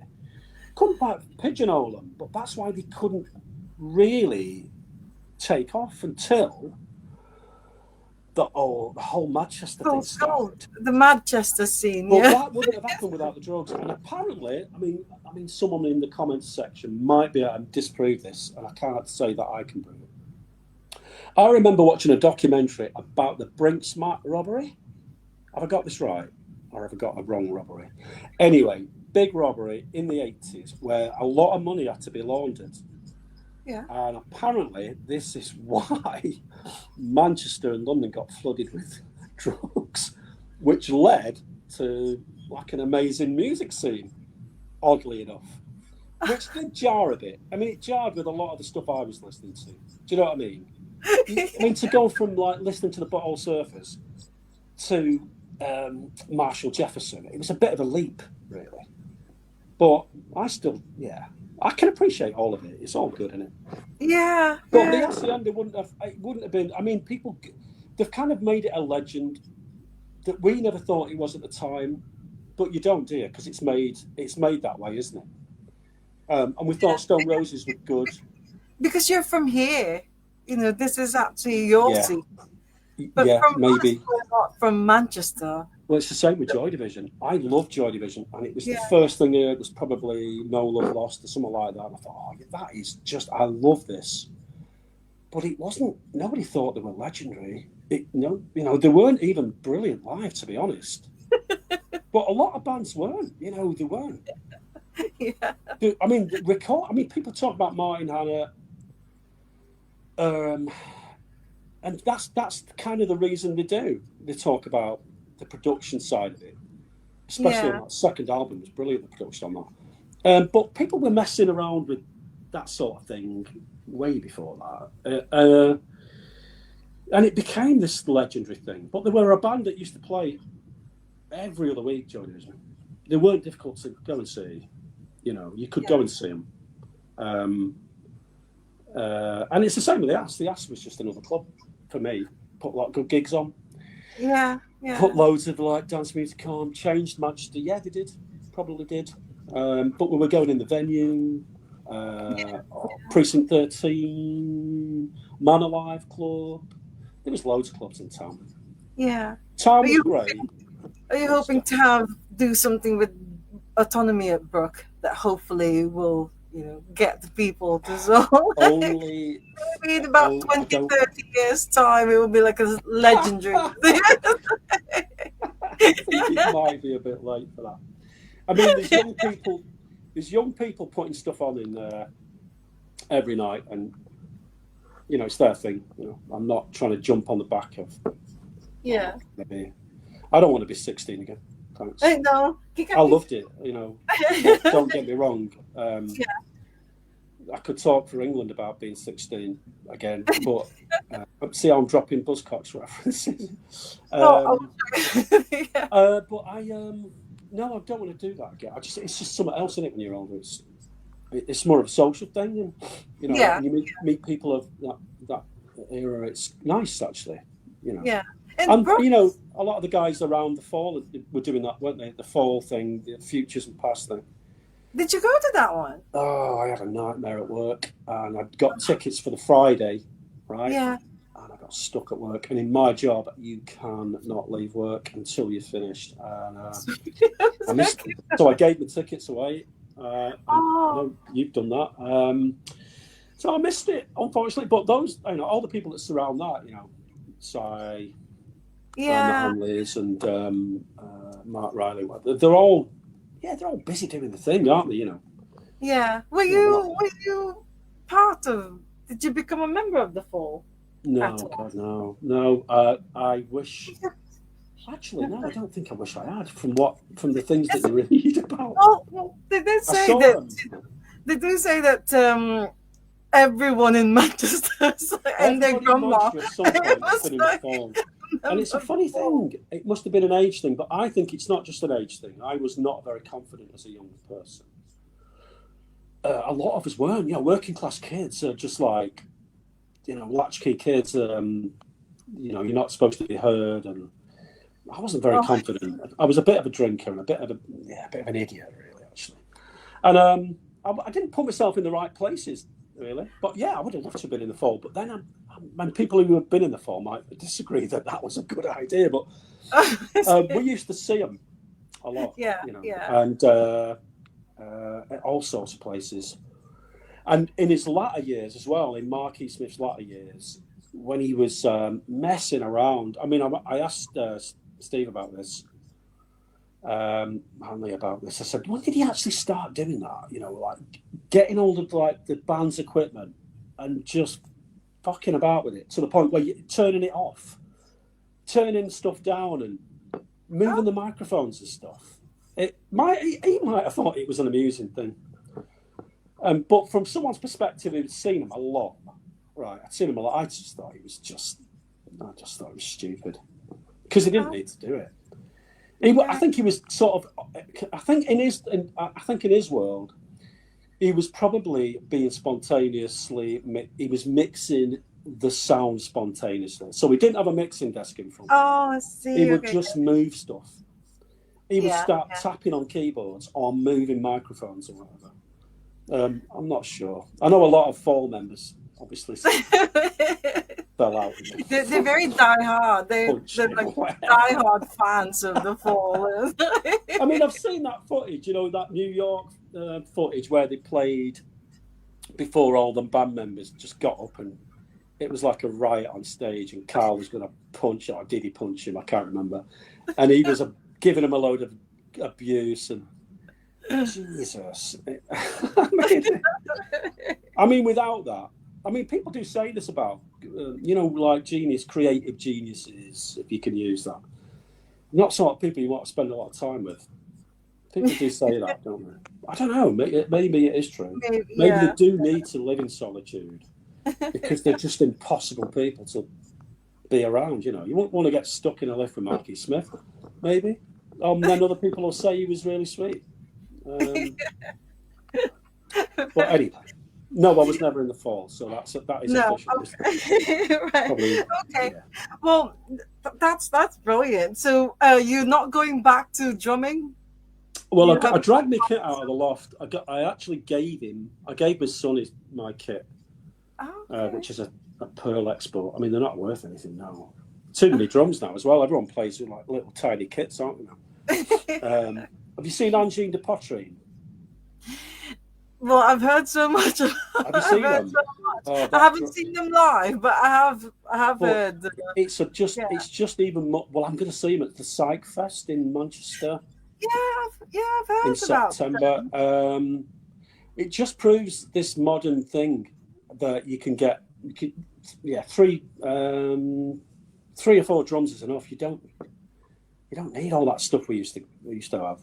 And And you just wear something unusual. wear a And polka dot yeah, alien outfit. Yeah, but he's great. He can get everything he needs to get out of just a small amount of kit. And yeah, I gave my son my kit, and he banged around with it for a bit. He got bored of it, and I just set it up and decided I was just going to use it to just have fun with, just like to get kind of coordination back. Yeah, Because when you yeah, get older, you'll find yeah. out the hard way, I know. When you get Well, older, your coordination just, it's like spinning plates. You but just once a become. drummer is a drummer, isn't it? I mean, you don't lose it. You No, I maybe, don't think you do. And I tap around a lot. I was never great, Jed will say that. I was never a great drummer, but the main important thing with me is I was just really wanted to do it. yeah. Some of the best bands I've even seen have not had great drummers. They've not had brilliant drummers to them. You can Well, go all the way back to the Beatles for that proof. But then the little bits that Ringo ever did were great little bits, weren't they? yeah, They were like really essential. And I think, it's all about the band. I think it's all about the band, and that's why, I heard somebody shout at Mike. Mike Joyce at the book thing. yeah, yeah. Somebody shouted to him, "Oh, Mike, you're a much better drummer than you think you are." And I just think that's really patronising, because we know he's a great drummer. He might not be the most technical drummer in the world. If he was, he wouldn't have fitted in. It would have sounded stupid, wouldn't it? Can you imagine that first Smiths album being played with a really technical kind of like? It doesn't work, does it? So I've never been convinced by that, and I knew what my limitations were. Yeah. Well, there's an opening for New Order because Stephen Morris is. Oh, Jesus, that is a strange one. I mean, Stephen, for my money, honestly, he 100% changed the way drummers played. He did. If you go back to 1978, those early recordings they did, I'm not talking about Warsaw, I'm talking about when they did the first stuff like Transmission, that was timing that wasn't being used. Everybody was just, just doing the Ramalama 4/4, rock drumming. That's what everybody was just pounding out, beat music, beat rhythms, really. And I can't remember anybody before Stephen Morris. Oh, yeah, hang on a minute. The drummer out of the Banshees did it as well, didn't he? Budgie. Kenny. Oh, right, okay, before Budgie then, yeah. Yeah, before Budgie. Budgie was technical. He was. See, in a way, I would say Budgie was too good. I actually think it was too technical, especially for the Slits. But no, sorry, it's Morris, isn't it? The original drummer out of the Banshees. He did play very rhythmic, tom-based kind of patterns. It wasn't just your average thing. And Stephen took it further, I think, and made it something else. And all that stuff that happened in those post-punk years, for me, are because of Stephen Morris's drums were definitely something else, I think. There wouldn't have been... I mean, John Lee wouldn't have played the way he played. And a lot of those post-punk groups wouldn't have played the way they did. Those kind of like rhythmic patterns, kind of quite hypnotic, a lot of them, aren't they? Yeah. He's brilliant, fantastic, but he's left, hasn't he? But not really left. I think he's just taking a break. The live thing, I think. Yeah. Anyway, I'm waffled on too long. I'm going to apologise. Sorry. No, it's fascinating. I mean, I love all these things about Manchester because, like I said, I wouldn't be here if it wasn't for the Smiths and the Stone Roses and everything. I mean, I do love New Order. I'm a big fan of New Order as well, but it's the Smiths really that. Oh God, yeah. I wasn't massive on New Order. I mean, Ceremony was great. The very early stuff. I didn't. And Hockey, I'm a big fan of. I love Peter Hook. I think it's sometimes when you read comments, people saying that he should just give up. I don't think he should. I think he should carry on. And people say, but that is the nature of social media, and people say all sorts. I mean, the crap that people spout, the absolute shit that people spout about Morrissey. And Johnny Marr, this whole, divisive, which camp are you in? Oh, well, why? Yeah. I tell you which camp I'm in, none of them.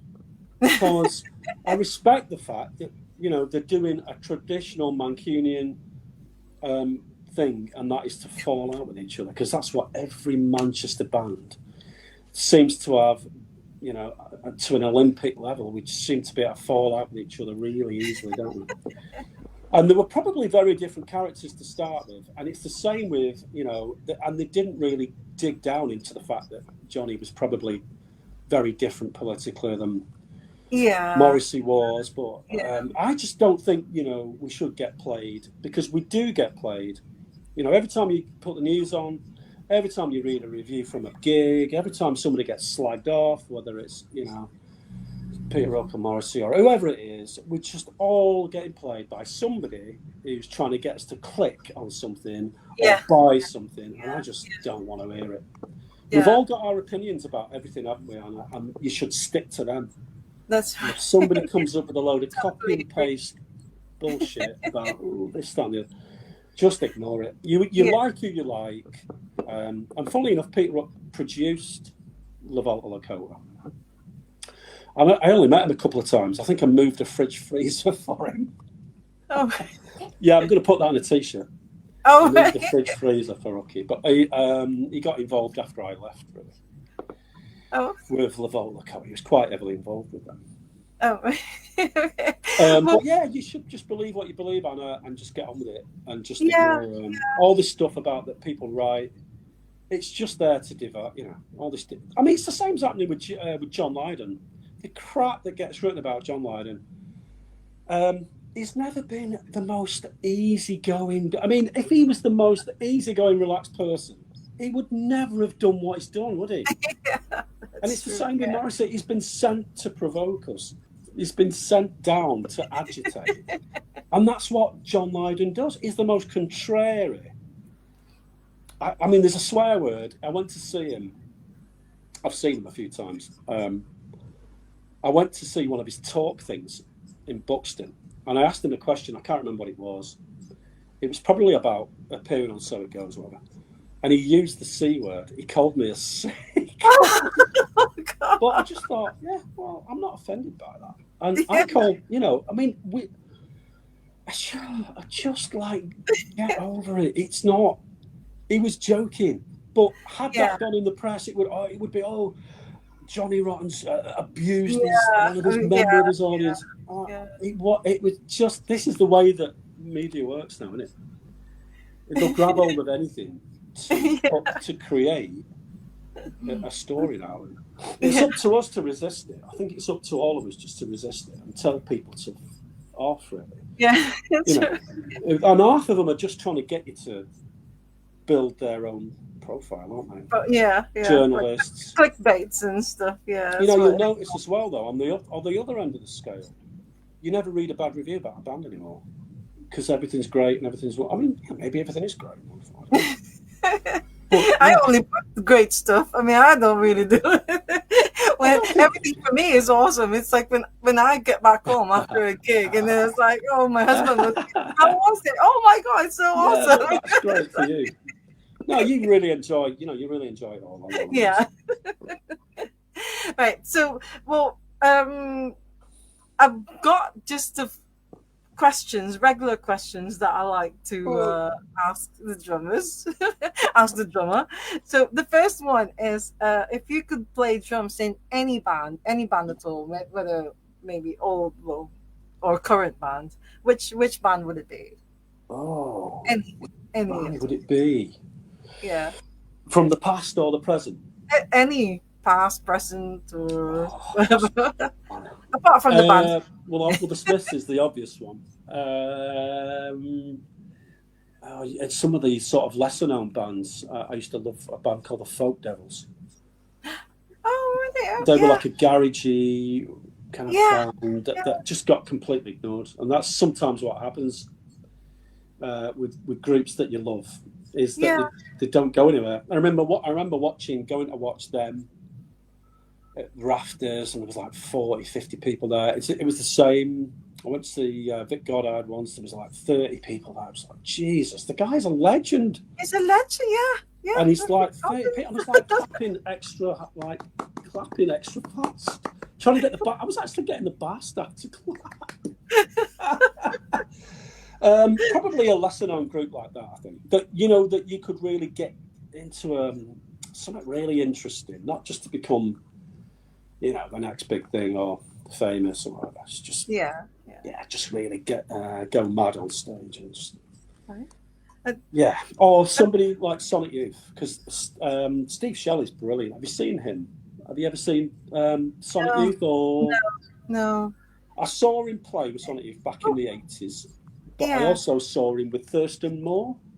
When he did, what did he do? Did he do Gorilla? They played Gorilla.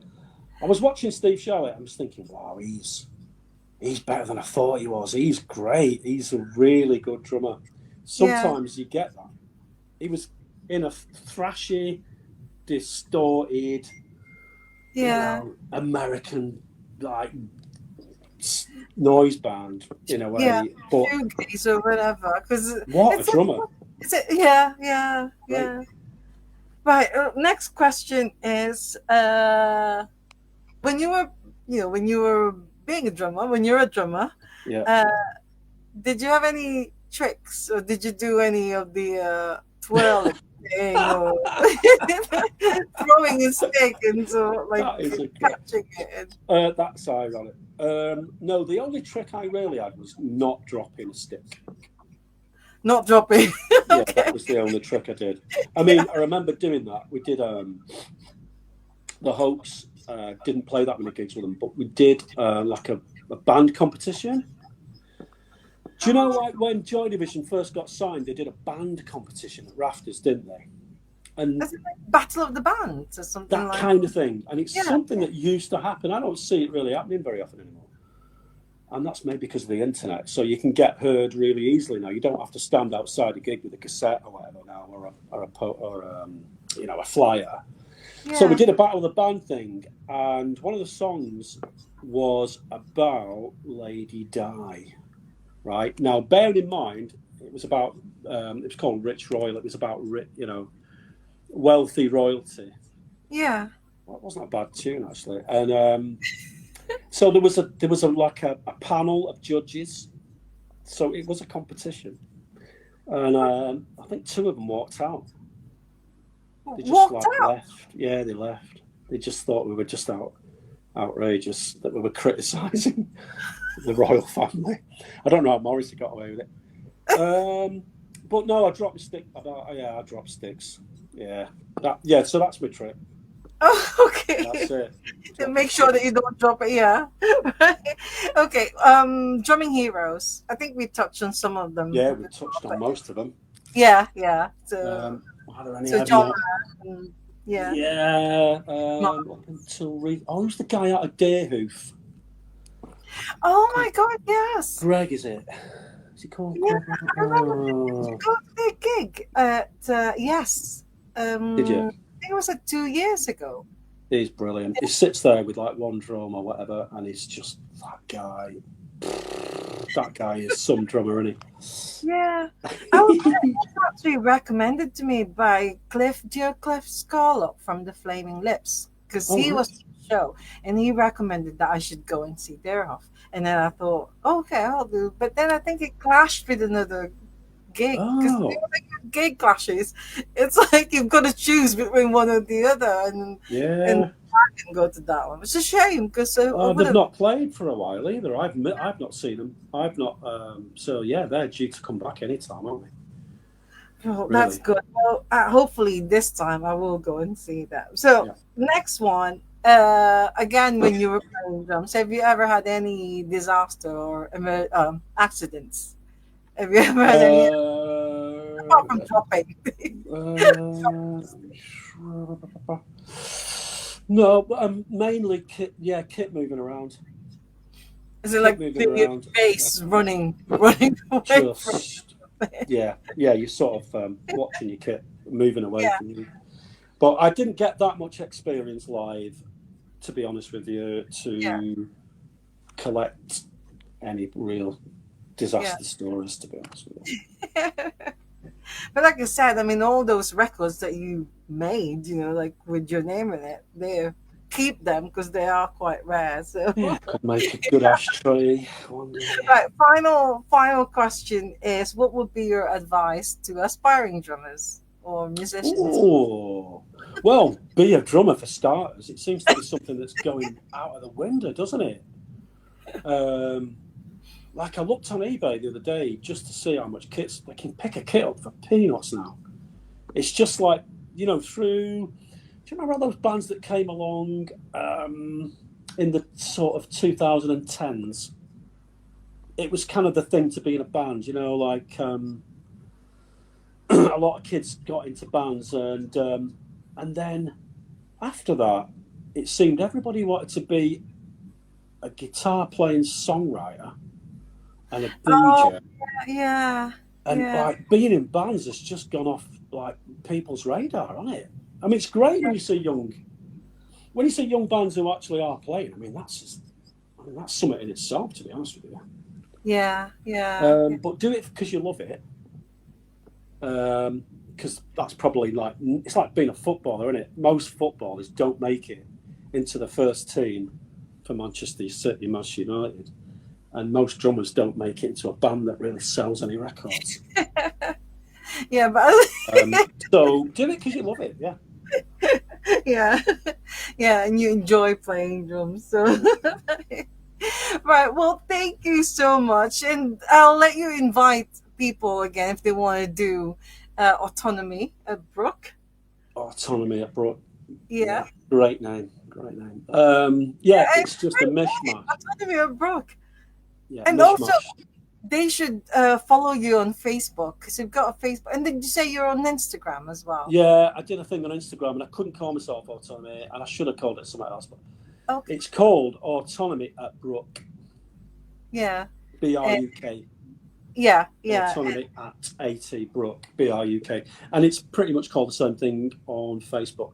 And to be honest with you, I have, because I disappeared down a rabbit hole of doing motorsport, racing cars, right, for years. And I built up a really big Facebook profile, which was just waffle, to be honest with you. It was just getting around, doing stuff. And but I'm fine, and it's really big, that. But I'm finding this a massive struggle to get any traction whatsoever. In terms of the social, social network side of it. Keep posting things and maybe just put stuff up that's of some sort of interest or is funny. That's usually, it just takes ages. And the only reason I would do it isn't for my own entertainment either. It's just to let people know that we're doing this. Yeah. And I want it to develop, Anna. I want it to develop. Like, you're going to come down and do an absolutely brilliant hour-long set one day, I think. One day.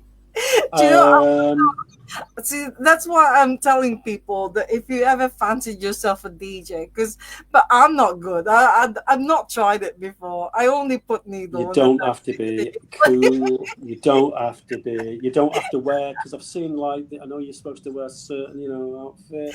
Yeah. You don't have to do any of that. You just put on your favorite stuff. You're supposed to do there's a 2-plate there, and then you listen to one and make sure that you've got another one ready before the other one finishes. There's that. Yeah, I mean, there's a bit of practical. I'm gonna have to go down there and do a little bit of a dry run, and then probably practice again. And I haven't got decks at home. I haven't done it for years anyway.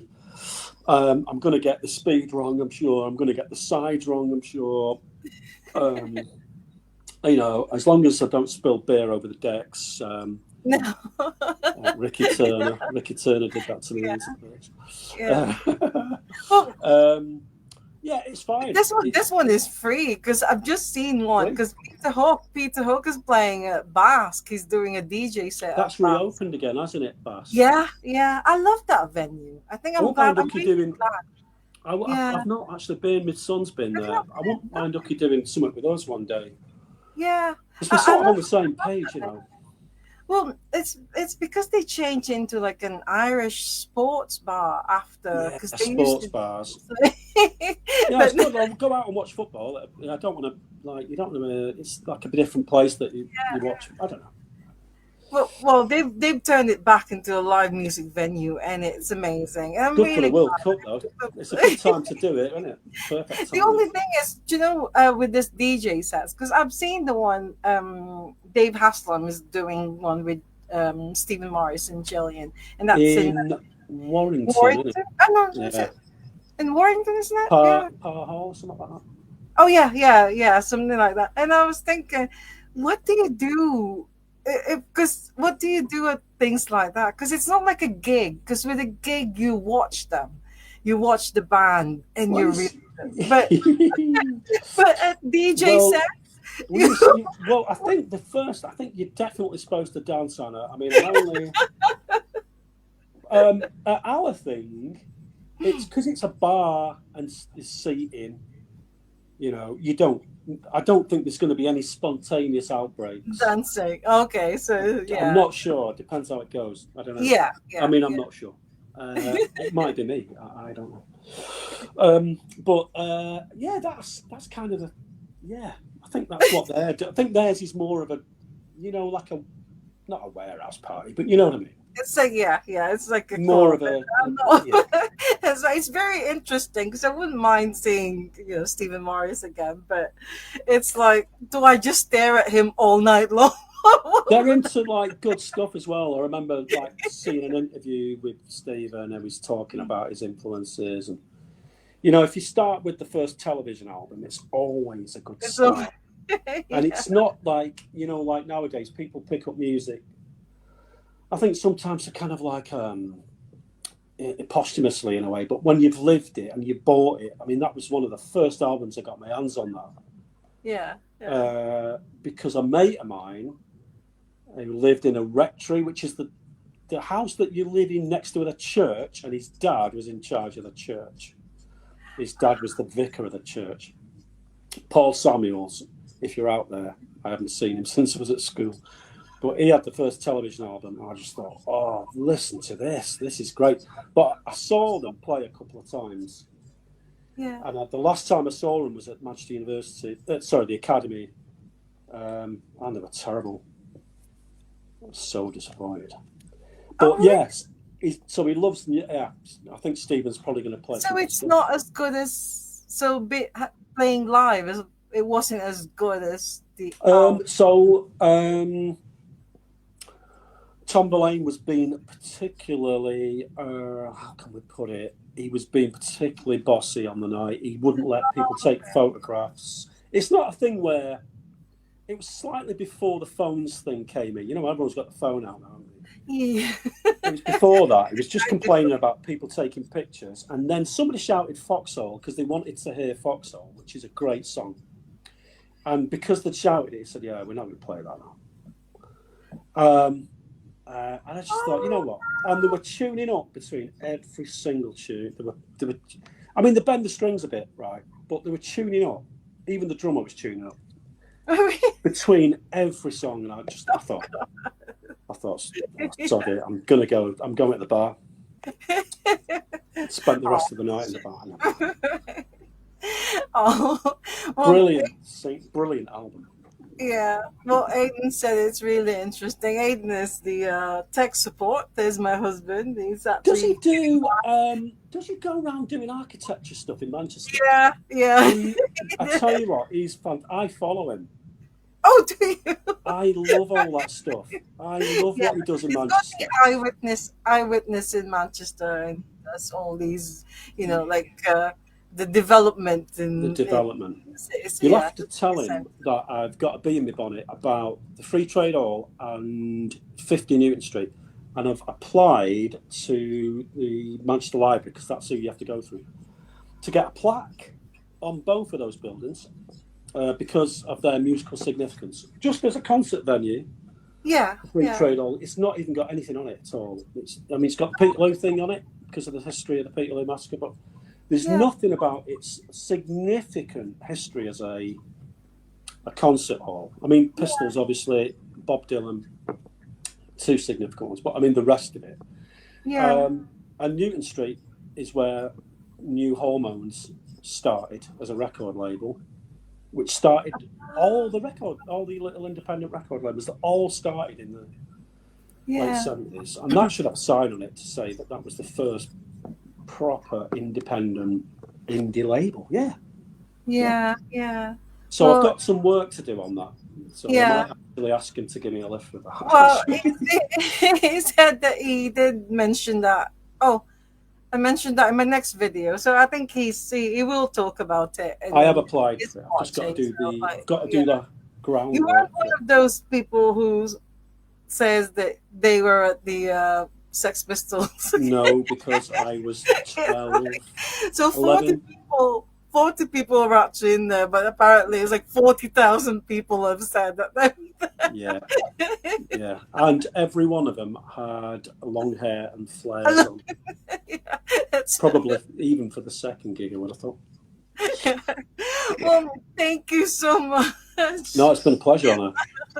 I really enjoy that, and like what I've said earlier, anything to do with Manchester and especially Manchester music, the Oh, history God, of yeah. it. I mean, I just wish that I was born here, but I'm making the most of it now. I live here, and I'm Well, going to yeah, I don't know. You don't get a lot of find out. choice in it. I could have saved myself getting battered a couple of times if I hadn't been born in Manchester. But no, I love it. It's something Yeah, I yeah, actually am proud of. Yeah, you should be. yeah, yeah. Well, I always say "Viva Manchester." So Good. thank you so much, and good luck with Autonomy at Brook. And hopefully next time we're at the gig together, I will get a photo with you. Yeah, because we keep doing it and we'll keep missing each other. All right then, Anna. Thanks very much. Thank you so much. Take care. See you again. See you Cheers. soon. The Bye. real world soon. So Yeah. All right. Thank you. bye. See Bye. ya. Bye. Oh, thank you so much, everyone, for that. That was really, really interesting. I just love everything to do with the Manchester music scene in the 80s, well, late 70s, 80s, 90s, and up to now. And I'm so glad because he still goes to a lot of gigs. And, we've been to the same gigs, but we've never actually seen or met each other at those gigs that we've been to, and it's great that he actually follows Aiden, our tech support, Aiden O'Rourke. So thank you so much for that, Peter. And wow, that was fascinating.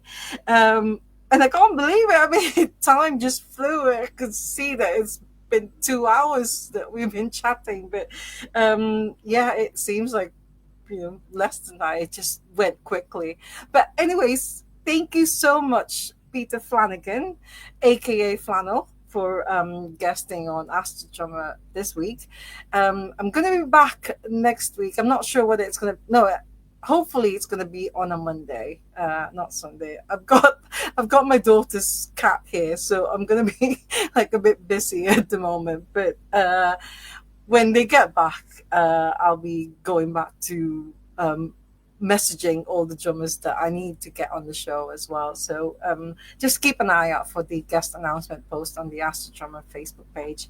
And once again, if you could give us, not Astro Drummer, Autonomy at Brook on Facebook a follow. You just search for it, Autonomy at BRUK Brook. It's nice to have followers for that kind of thing, and it's to do with Facebook algorithm, isn't it? So the more follows he gets, then it will show on people's feed, and it's a really interesting idea as well. Especially if you love your music and you want to share it with other people in a really, really so like relaxed environment. And like what Peter said, you're not going to be judged. Good music is good music. So you play your set, bring your own records. I think it's going to be vinyl only. So if you do that, contact Autonomy at Brook and then ask for a slot. And I'm sure, he'll be able to accommodate you. So, right, that's it for me for now.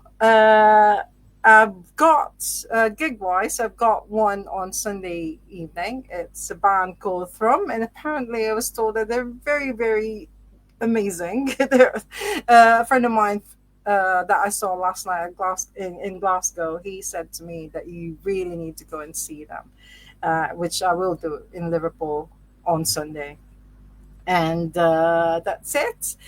Also, I forgot to mention that in Stockport, there's a record shop called SK1, which is connected to Peter Flanagan as well, because I think his niece, who is John Lever's daughter, owns SK1 Records.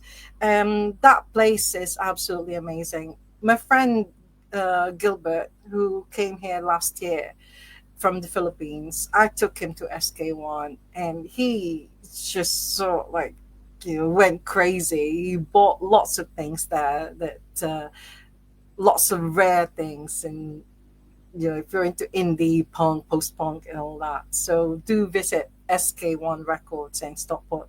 That's in Underbrook. I think it's no, Little Underbrook or something like that. But you'll find it. Google it, SK1. And I think next door is Brook. So you can have a look at it as well. Right. So that's it. Thank you so much. As always, love music, love life, love, love, love drummers. Thank you once again to Peter Flanagan. And I look forward to seeing him in the real world this time. So that's it for me, and hope to see you again next week. Bye for now. Bye.